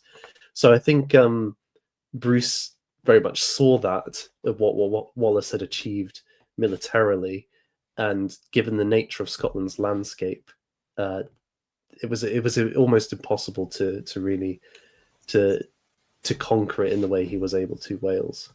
I think this also comes back to the opportunistic argument that I brought up earlier, which is, why Ireland and why is Wales so different from the Scottish issue? It's because neither of them have a legacy of unified, centralized rule. Llewellyn ap Grufford really is the oddity in this situation, hence why I mentioned the irony of the Principality of Wales rising its head above the parapet only to be decapitated and replaced by an English head. In Ireland never had a unified authority. You occasionally had people saying that they were the High King, but there was always the decentralized Gaelic lordships who all claimed to be kings in their own right. And ultimately, as you saw in Ireland, the whole Irish situation was fraught and decentralized for millennia, effectively. And then you come to Scotland. Scotland is the closest you have to England in terms of a consolidated rule. I mean, even in Wales, you have the Marcher Lords, which encompassed over half of the Welsh peninsula, effectively. And the areas that were left to the Welsh essentially were the more sort of economically isolated areas and the more sparsely populated areas in the centre and the north. Whereas when it comes to Scotland, there was the obvious contender in the form of the Bruce. Edward had intervened in the great matter reluctantly because his primary option had been a personal union, and that had been lost because of the death of Margaret, which upset all his plans, effectively. And he overplayed his hand with John Balliol, where it would be much better to have a weak king ruling over an unconquerable territory, showing nominal deference to him, or even neutrality. Permanent neutrality would have benefited Edward much more than a full-on conquest in terms of resources, going back to that argument about Carnarvon Castle. But instead, he overplayed his hand and demanded far too many concessions and too many humiliating rituals for the Scottish king. And in many ways, I would say that Edward was overconfident in the way that he was completing his, great legal reform in England. He had so successfully subdued the barons and brought them on side. He had turned many of his enemies into his best lieutenants. He had so completely subdued Wales that this was a remarkable moment of hubris at a time that Edward could not afford such a expensive adventure into Scotland, because, as I've contended throughout this stream, I believe the main focus was always on France. And it's because of the Scottish adventure that he could not fulfill that legacy which Edward III and Henry V would carry on to achieve in France, which is conquest at the expense of the king and the restoration of the Angevin Empire, or direct rulership over the entirety of France. What do you think of that assessment? I think you're absolutely right that he overplayed his hand there, and I would add just one thing is that with the Welsh context, uh, Edward can play into the Arthurian connection and subvert it in certain ways, but also take some degree of ownership of that mythological historical cycle. In Scotland, that isn't going to play because there isn't that same Arthurian tradition in Scotland. The people, the chroniclers at that time are saying, actually, we're not even descended from Brutus, but actually descended from Scotia, an Egyptian princess who makes her way up to the Iberian Peninsula, and then her descendants enter into Ireland and then into Scotland. And the Stone of Destiny comes from the time of Moses, where the Pharaoh's princess, took it with her. So this is they see themselves as having a different mythological beginning and being a distinct people to the English. So I think it becomes that he doesn't have that possible mythological legitimation that he can pull off in Wales, and I would argue probably in France if he had tried as well. He doesn't have that in Scotland. So not only is there an actual candidate for the kingship in Bruce, but also there's just a different alternative competing theory which pushes very strongly against the overlordship notion. To strengthen, I think, the argument that he overplayed his hand, if there were concessions to be made in Scotland, they were to be made based on the old territories of the Kingdom of Northumbria, which would have included basically the lowlands up until Edinburgh. And Edward pursued all of Scotland all at once. He could basically have held on to the territory in the same way that he did with the Dictum of Kenilworth. He could have eventually held that territory as a buffer region and sold it back to any would-be king in Scotland. And that would have, again, acted as a source of potential reconciliation in the future, as it did with the Dictum of Kenilworth. But alas, he didn't pursue that policy either.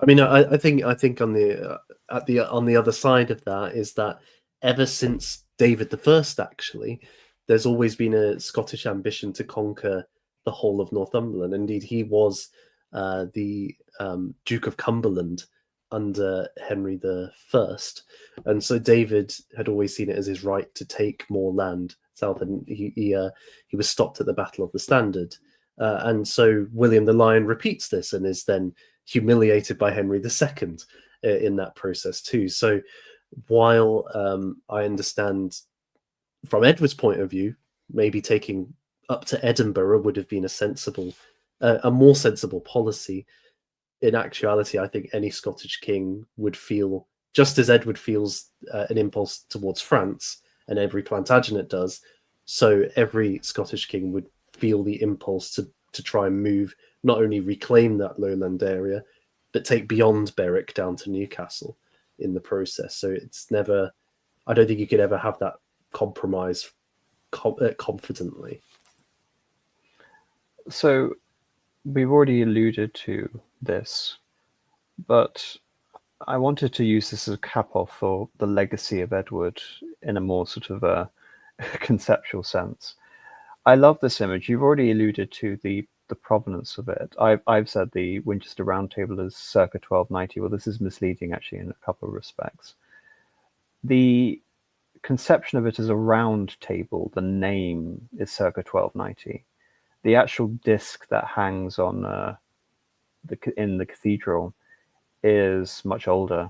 It's probably about 50 years older, dating back to Henry III. We don't know essentially what it was intended to be at the time, but after the Welsh conquest, it was dedicated as a round table based on all the illusions and the physical, the actual council meetings, mimicking the round table that you alluded to earlier, Nathan. Now we have this wonderful anachronism blasted in the center, which is the Tudor rose of Henry VII, the Lancastrian, the Yorkist rose. Edward had effectively ensured Anglo-Saxon supremacy over Wales. However, the Tudors were a Welsh dynasty. They were a Welsh dynasty who were descended from a Welsh chamber servant called Owen, who, for some bizarre reason, was able to marry the widower of Henry V, and thereby became the effectively his son Edmund Tudor became the half brother of the King of England, and so that meant that Henry VII was ennobled as the Duke of Richmond, and his mother was Margaret Beaufort from a Lancastrian line, thus giving him a claim on the throne. But the Welsh connection, I think, was used directly to subvert everything that Edward achieved. It was no longer the king coming out of England to subdue the Welsh, it was the Red Dragon rising to reconquer England. And nothing consolidates this association or this inversion better than the fact that the original heir of Henry VII was, of course, Arthur, Prince of Wales. Of course, by a strange act of fate, Arthur would predecease his father, ensuring that Henry would become king. But Henry, I believe, carried on in that same vein, as I mentioned, abolishing the March of Lords and consolidating Wales into the kingdom, not just the principality, and by securing many of what Edward's gains were. I mean, you already alluded to the pre-Gregorian aspects of the English church. Well, that was the precedent that was cited by Thomas Cromwell to be the restoration of the ancient church and the royal privilege and the restraint of appeals against the papacy. So many aspects, you can say, which could be implicitly interpreted through Edward's policy are achieved in the form of Henry VII and Henry VIII from the perspective of the Welsh dynasty and not the English dynasty. But ironically, under Elizabeth, as we mentioned, Elizabeth and the early Jacobean period is this flowering of English culture, English exceptionalism. So while there is the temporary irony of the Welsh counterinsurgency basically against the English, or at least in a phantom sense, not in a real national sense, just in a dynastic sense, it still comes back to England and the epithet being granted to him by an Elizabethan scholar and lawyer that Edward was, in fact, the English Justinian. But this has broader implications. I just love it so much because of the naked iconoclasm that you see in the center here, which is something that the Tudors did ad nauseum. They would tear down religious monuments and remove the cross and replace it with the Tudor rose in churches throughout the country to reconsecrate churches as no longer Catholic or even Christian monuments, but national monuments. I already mentioned the fact that Westminster Abbey was dissolved as a monastery, and it was basically established as a national institution, a national church under the direct purview of the monarch. Well, in a more subtle element, of course, this inspires Edward III. I've already talked about Edward III and the French policy that Edward I could not achieve. But under Edward III, he inaugurates various oaths to Arthur, and this evolves into the Order of the Garter. Yes, there were other European precedents he was playing off, like the band of the King of Castile or whatever, and you would later see it imitated with the Order of the Golden Fleece in Burgundy and the Order of the Dragon in Hungary and in Austria, Bohemia. But ultimately, I think that if the Arthurian Round Table is going to culminate in anything and have like a firm legacy, it is in the Order of the Garter, which still exists today and has such distinguished Arthurian members or neo-Arthurian candidates such as Tony Blair. Well, it's a interesting connection to make with Arthur and Tony Blair. That's one I don't really want to have in my mind any more than I must. But I think yeah, you kind of combine these things quite well. It's interesting to me as well that in the Elizabethan period we do get a resurgence of Arthurian honor as well, with Edmund Spenser's The Faerie Queen and Richard Johnson writing various legends around St. George as well. So there's all these kind of repurposing of these characters into a very English Protestant vision. And it's interesting to me too that during this period, England has a decisive role in Scotland becoming a Protestant nation, and that paves the way for James to be the next heir, or a legitimate heir of Elizabeth, continuing that kind of Protestant settlement. So I think that again, this Arthur, who maybe because he's never sainted, although he is treated, as we saw, with reverence by Edward, because he's not a sainted figure, it allows for that break with Rome once more. So we could maybe see a comparison here through those different eras. I guess it just popped into my mind. It's not really, it's very spurious, but it made me laugh nevertheless internally, which is that you mentioned the Protestant connection. Well, the Davidian Revolution was spurred on by an attempt to make Scotland Norman, but ultimately, as we see with the Old Alliance, it didn't make Scotland Norman so much as it made Scotland French. I do wonder if that same appellation was going to be ascribed to Scotland, that Scotland, rather than allying with England, Scotland did something far more bizarre and ended up allying with Switzerland and becoming that direct link with John Calvin against the English. I only think of that because have you ever watched Blackadder? Yes, I've seen Blackadder. The original Blackadder. For some reason, Brian Blessed is obsessed with sacking Geneva. And I don't know why. I don't know why he's so obsessed with sacking Geneva. It's just that's the first thing that came into my mind. Again, I'm famed for my incredibly spurious and semi-nonsensical analogies, but there we are. Well, it's worth saying that the wars in Scotland, which oversee the overthrow of Mary Queen of Scots eventually, are supported by the Protestant faction, supported by the English militarily and financially. So they supply the ability for somebody like John Knox to come from Switzerland and influence the religious and political culture and really overturn it. So it's often seen by its detractors as an English imposition on Scotland rather than a Swiss one, which is kind of interesting. Well, I've been far more subversive here in terms of the restitution of the Old Alliance. I've made many claims that the Calvin Reformation was really the French Reformation. So this would be another Old Alliance connection there. But anyway, we'll get to the super chats unless there's anything else you want to say, Nathan. No, I just thank you for such a wonderful discussion, and I look forward to chatting about these super chats. Waylon Bossiphus for $2, thank you. But is Henry V England's Alexander? Well, he certainly didn't need to force the English aristocracy to marry into the French aristocracy because they were already thoroughly interbred by then. As for, I mean, I guess the only difference is that Alexander didn't have a claim to be Lord of Asia, whereas Henry V, well, the whole point of understanding Henry V is that Henry IV had a asterisk next to his entire reign because as Henry Bolingbroke, he had usurped Richard II, and then he had turned a blind eye while Richard II was almost certainly either starved to death or killed. Thereby, that stigma never left him, and it corrupted basically his entire sort of political outlook. And there's this apocryphal story where Henry V basically took the crown and said to Henry IV something along the lines of, as you have held this crown by force, I will do so by my right. And that essentially is the motto of Henry V, mine is the right, Dieu est mon droit.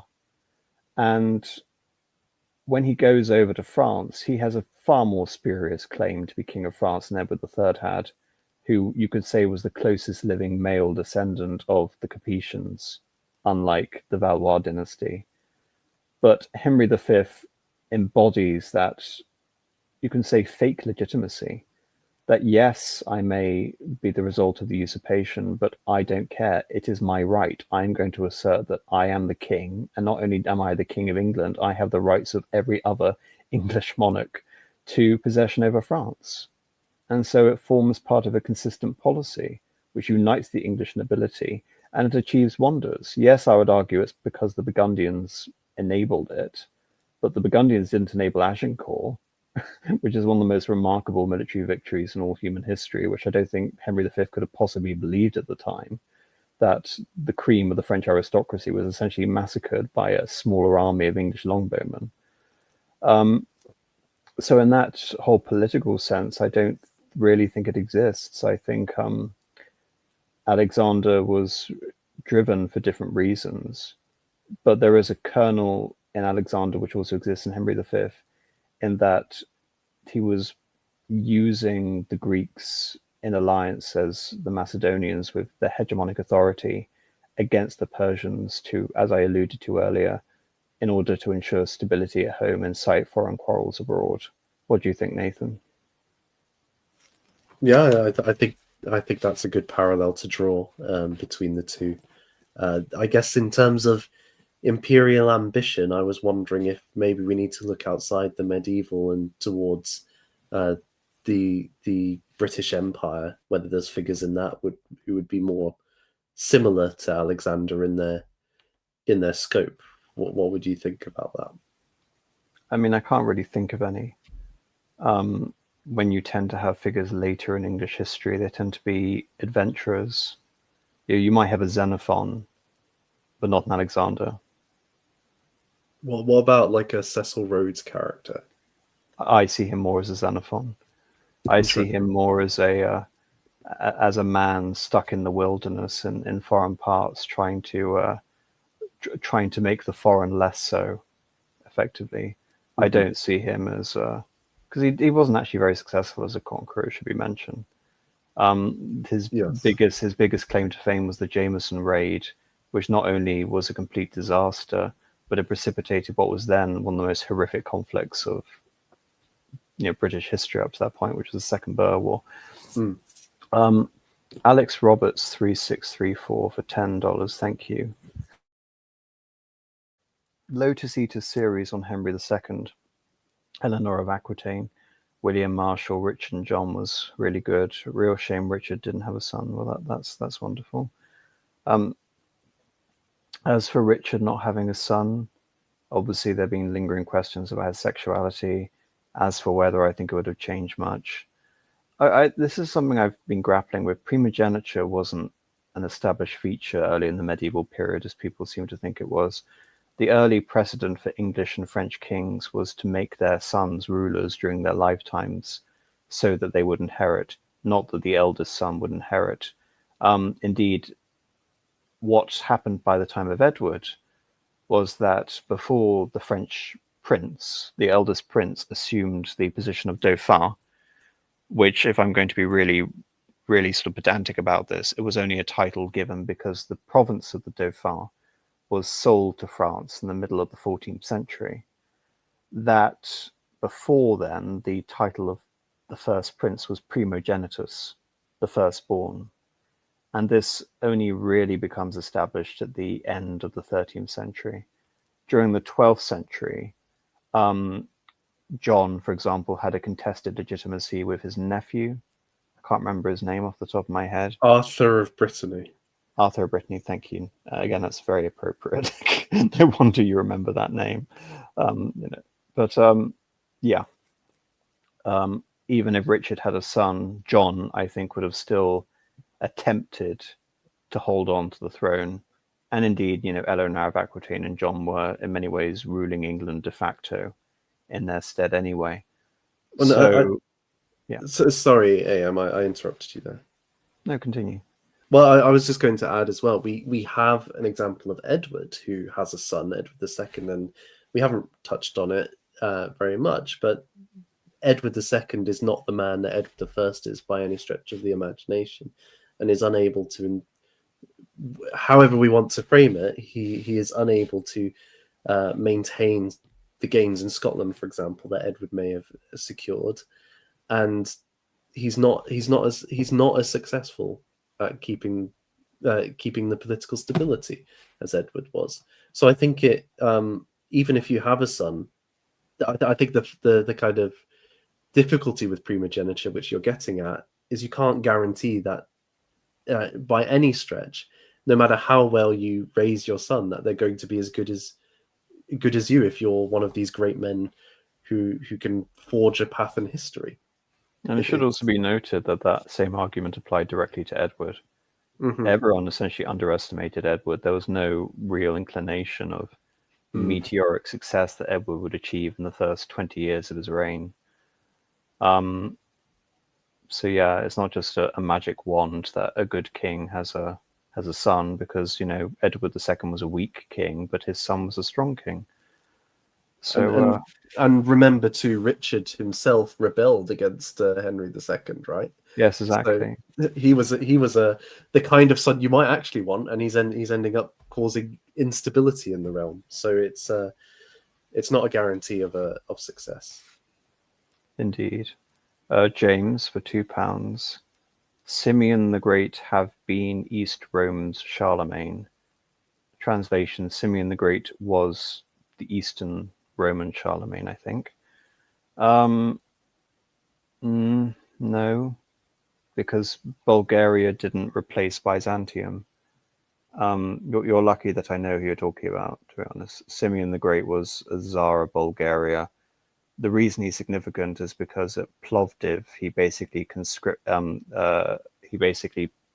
patronized the creation of what would later be the Cyrillic alphabet.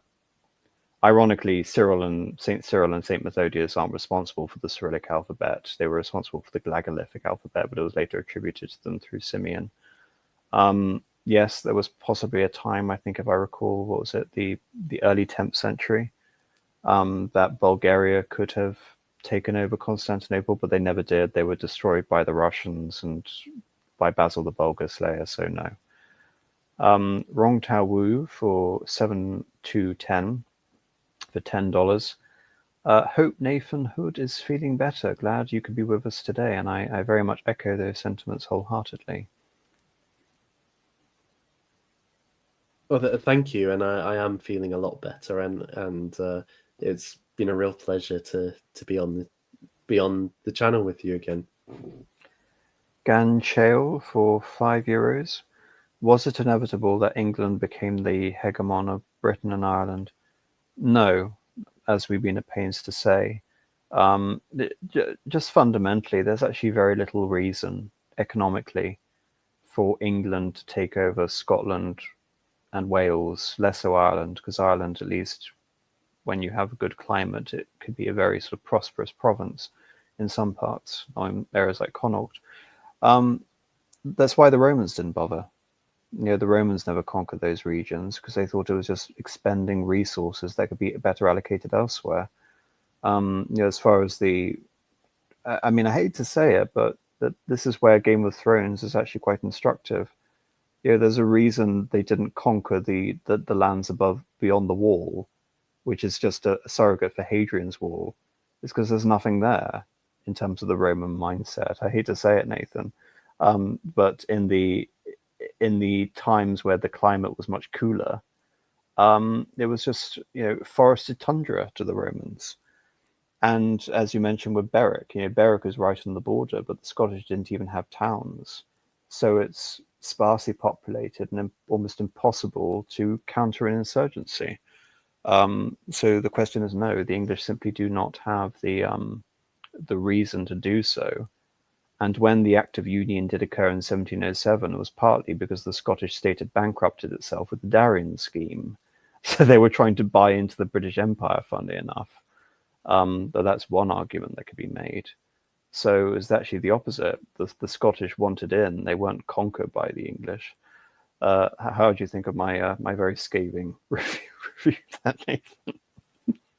Oh, I fundamentally agree. Scotland was, Scotland was more advanced as a medieval society than Wales or Ireland in terms of its embrace of certain Norman and French economic and political systems. So, for example, there were sheriffs in Scotland, for example, but it was way behind, way behind England in terms of its resources. So, in pure kind of competition, it's always going to lose. And I think the history of Scottish warfare is losing battles against England most of the time. I think Bannockburn and Stirling are like the two exceptions, really. But as you've said, it's almost impossible to conquer such a large landmass with without it having dense urban areas being the centres, because it's so spread out in this clan-based system. It's really hard. So why there's no natural reason for England to kind of dominate it from that perspective.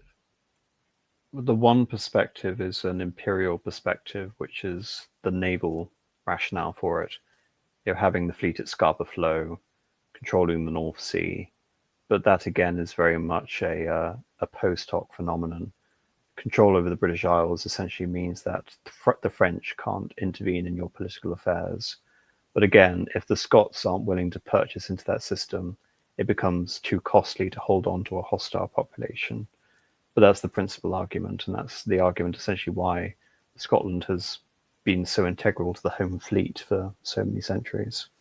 I actually think, and this is a question I'd be interested in your point of view. So we were talking earlier about how Edward is called in to adjudicate for the great cause, to avoid, the fracturing of the Scottish crown into 13 different hands. If he doesn't, and he allows that situation to kind of descend into anarchy, is that actually the best policy for him? Because it means Scotland's power is broken. They're not going to be harassing the northern border, and any sense of a crown that could oppose him fractures in that. I would say no, in the sense that it would just recreate the system with the Welsh Marcher Lords. The Welsh Marcher Lords were an issue for Edward because they were powerful semi-autonomous rulers who could often ally against him. And I think having so many rulers contesting that territory inevitably means that conflict will spill over into Northumbria and Cumberland, and you don't have that centralized focus on diplomacy where you can negotiate with the one figure and say, call off your attacks. I think it would just lead to an increase in banditry in the north, which I think ultimately would be to England's detriment. And again, it would still have the same problem with the French being allowed in by petty rulers rather than the overall King of Scotland. So I think we're just exchanging one set of problems for another. That sounds like most of history. I mean, it would be different if it were France, because France has historically been able to seriously threaten England. So breaking up France wouldn't necessarily be in England's interests. But even a unified Scotland isn't strong enough to wage a successful campaign in the north. So that comparison really doesn't exist. Well, as far as I'm concerned, the good example of this is actually when Wallace does defeat the English. He does come into Northumberland. They try to besiege Newcastle Castle, and they can't do anything. They're kind of stuck. They could sack the town, but they can't take the castle, and so they're stuck in the north and have to retreat. So any attempt to actually conquer Northumberland falls on its face at this point for Scotland. Alex Roberts 43634. Richard was a stud. I'll hear no bad talk about him. This hasn't been a Richard stream, it's been an Edward stream. About Richard. He did support a conspiracy against the Holy Roman Emperor, which led to him being captured and ransomed at an extortionate cost for the exchequer. That situation could have been avoided. I think what's remarkable is that given his crusade and given his ransom, he was able to return to the Angevin Empire and shore it up against Philip. So as far as I'm concerned, it was still a mixed bag. And then again, he didn't take Jerusalem. It should be noted.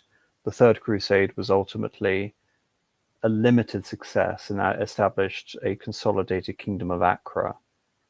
It should be mentioned, Acre is a fortress which had access to the sea, meaning it was a far better placed capital for any Levantine Crusader kingdom than Jerusalem, which is why its fall was, if anything, the final nail in the coffin for the Outram estates. Whereas obviously Jerusalem had that religious significance that made it the center of every Mappa Mundi. It was the center of the Christian world to European Catholic Christendom and broader Christendom. But Jerusalem didn't even have walls throughout most of the 13th century. The Muslims thought it was strategically expendable. It was sacked numerous times. You had Khwarezmian bandits running around and taking it away from what limited Crusader state had been established after Frederick II. So again, I'm rambling. Iracle for $5. A lecture on a relationship between Henry III and St. Louis IX. I'd love how they met as enemies, then became close friends and allies in the end. I don't really have that much interest in focusing on that particular aspect. I've covered Louis IX on other streams. If I were going to cover him again, I would do so as a broader talk about the medieval conception of kingship. I have a couple of books which I can cite from. But Henry III, I'm not particularly interested in. I'd sooner do a conversation on Henry VI than Henry III and his culpability for the War of the Roses. Do you think I'm wrong there? I think Henry VI stream sounds wonderful. I would look forward to that. Thank you. Iracle for $5. It should be noted that Edward's brother Edmund Crouchback is integral to maintaining stability in England and its alliance with Philip III of France. Yes, he was quite a useful lieutenant to Edward in that regard. Indeed, there's one story about him that the Pope didn't want Edward to go on crusade. He wanted Edmund to go on crusade. He believed Edward going on crusade would cause too many fissures in England and lead to a renewal of hostilities. I think it was the last cry of Boniface of Savoy as Archbishop of Canterbury to lobby Edmund to go instead of Edward, but Edward was determined nevertheless. I think the funniest thing about Edmund Crouchback is the Lancastrian revisionism. Do you know about this, Nathan? The Lancastrian revisionism was, okay, well, I am not the heir to the throne. The heir to the throne is Edward Mortimer, and later the Mortimer line would be superseded by the Yorkist line, which meant that Edward IV had a much better claim to the throne than Henry VI after, I forget the battle. But anyway, Edmund Crouchback was taken as the Lancastrians as their heir over Edward I. And the reason they justified this is that they argued that Edmund was in reality the elder son. And the reason he was dispossessed of primogenitus is because of his deformity. That's quite funny. Yes, and obviously with somebody like Richard III coming up later, that's going to be an angle the Lancastrians foist again or use again, isn't it? Oh, I mean, the Lancastrians didn't have any case against Richard III.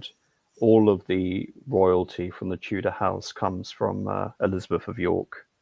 Henry VII was basically, a mud compared in terms of his royal lineage compared to Elizabeth of York, and it's something that people commented about Henry VIII, sorry, is that he had Yorkist features, not Lancastrian ones, not his father's. So interestingly enough, Henry VIII was in a much better position than Henry VII. Another interesting fact about Richard III is that he actually coined the term Plantagenet. He was the last Plantagenet and then retroactively conceived of the dynasty beginning with Henry II. So there we are. Iracle for $5. It can be stated that Edmund's death in the wars caused by the traitor Philip IV caused Edward to become ruthless, especially in his treatment of the Scots.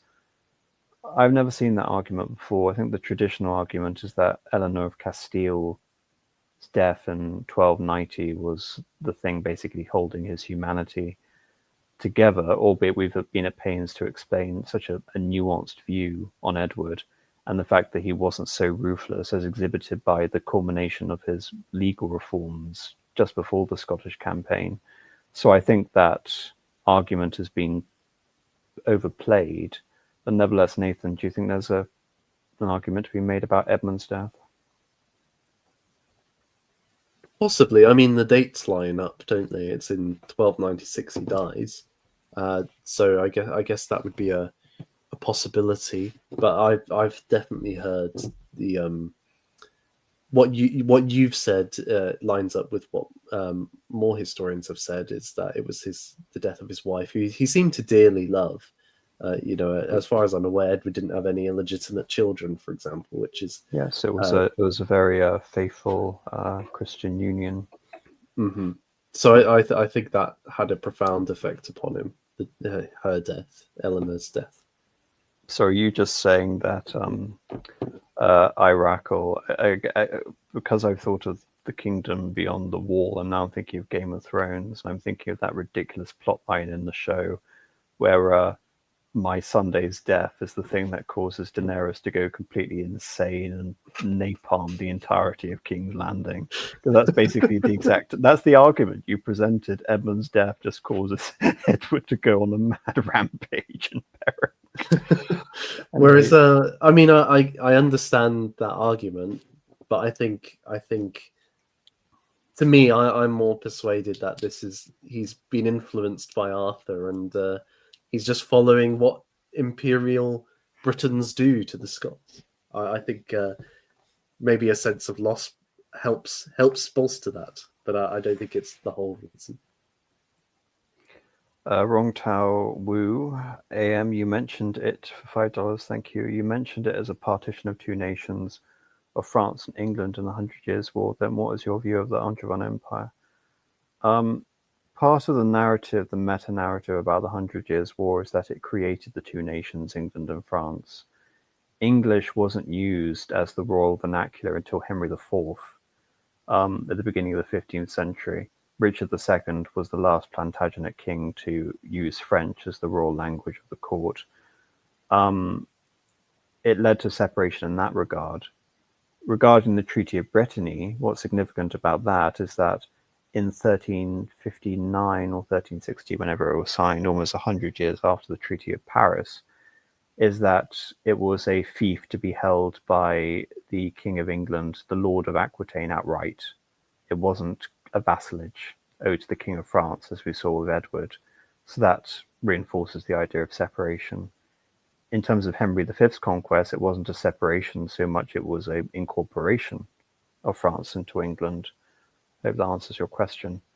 Wrong Tao again for $2. Geneva Estado de Letter. Yep. those pesky Calvinists. You pesky Calvinists, Nathan.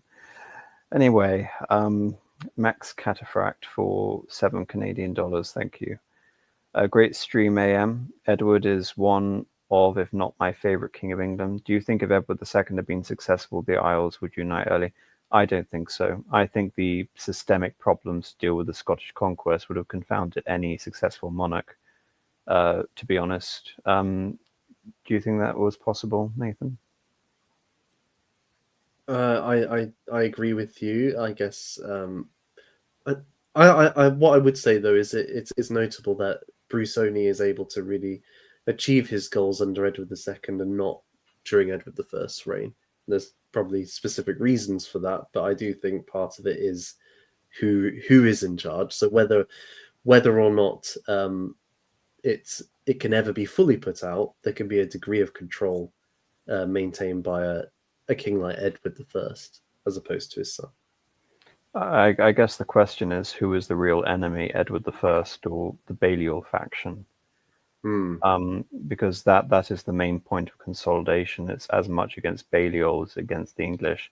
And of course, as you know, the Bruce family, the Bruce clan, don't hold on to the throne. Another Balliol comes along to... Edward Balliol comes along to usurp them. It's only under the Stuarts that the Scottish establish a secure dynasty. So, yeah. Right. Max Cataphract for 280 Canadian dollars, thank you.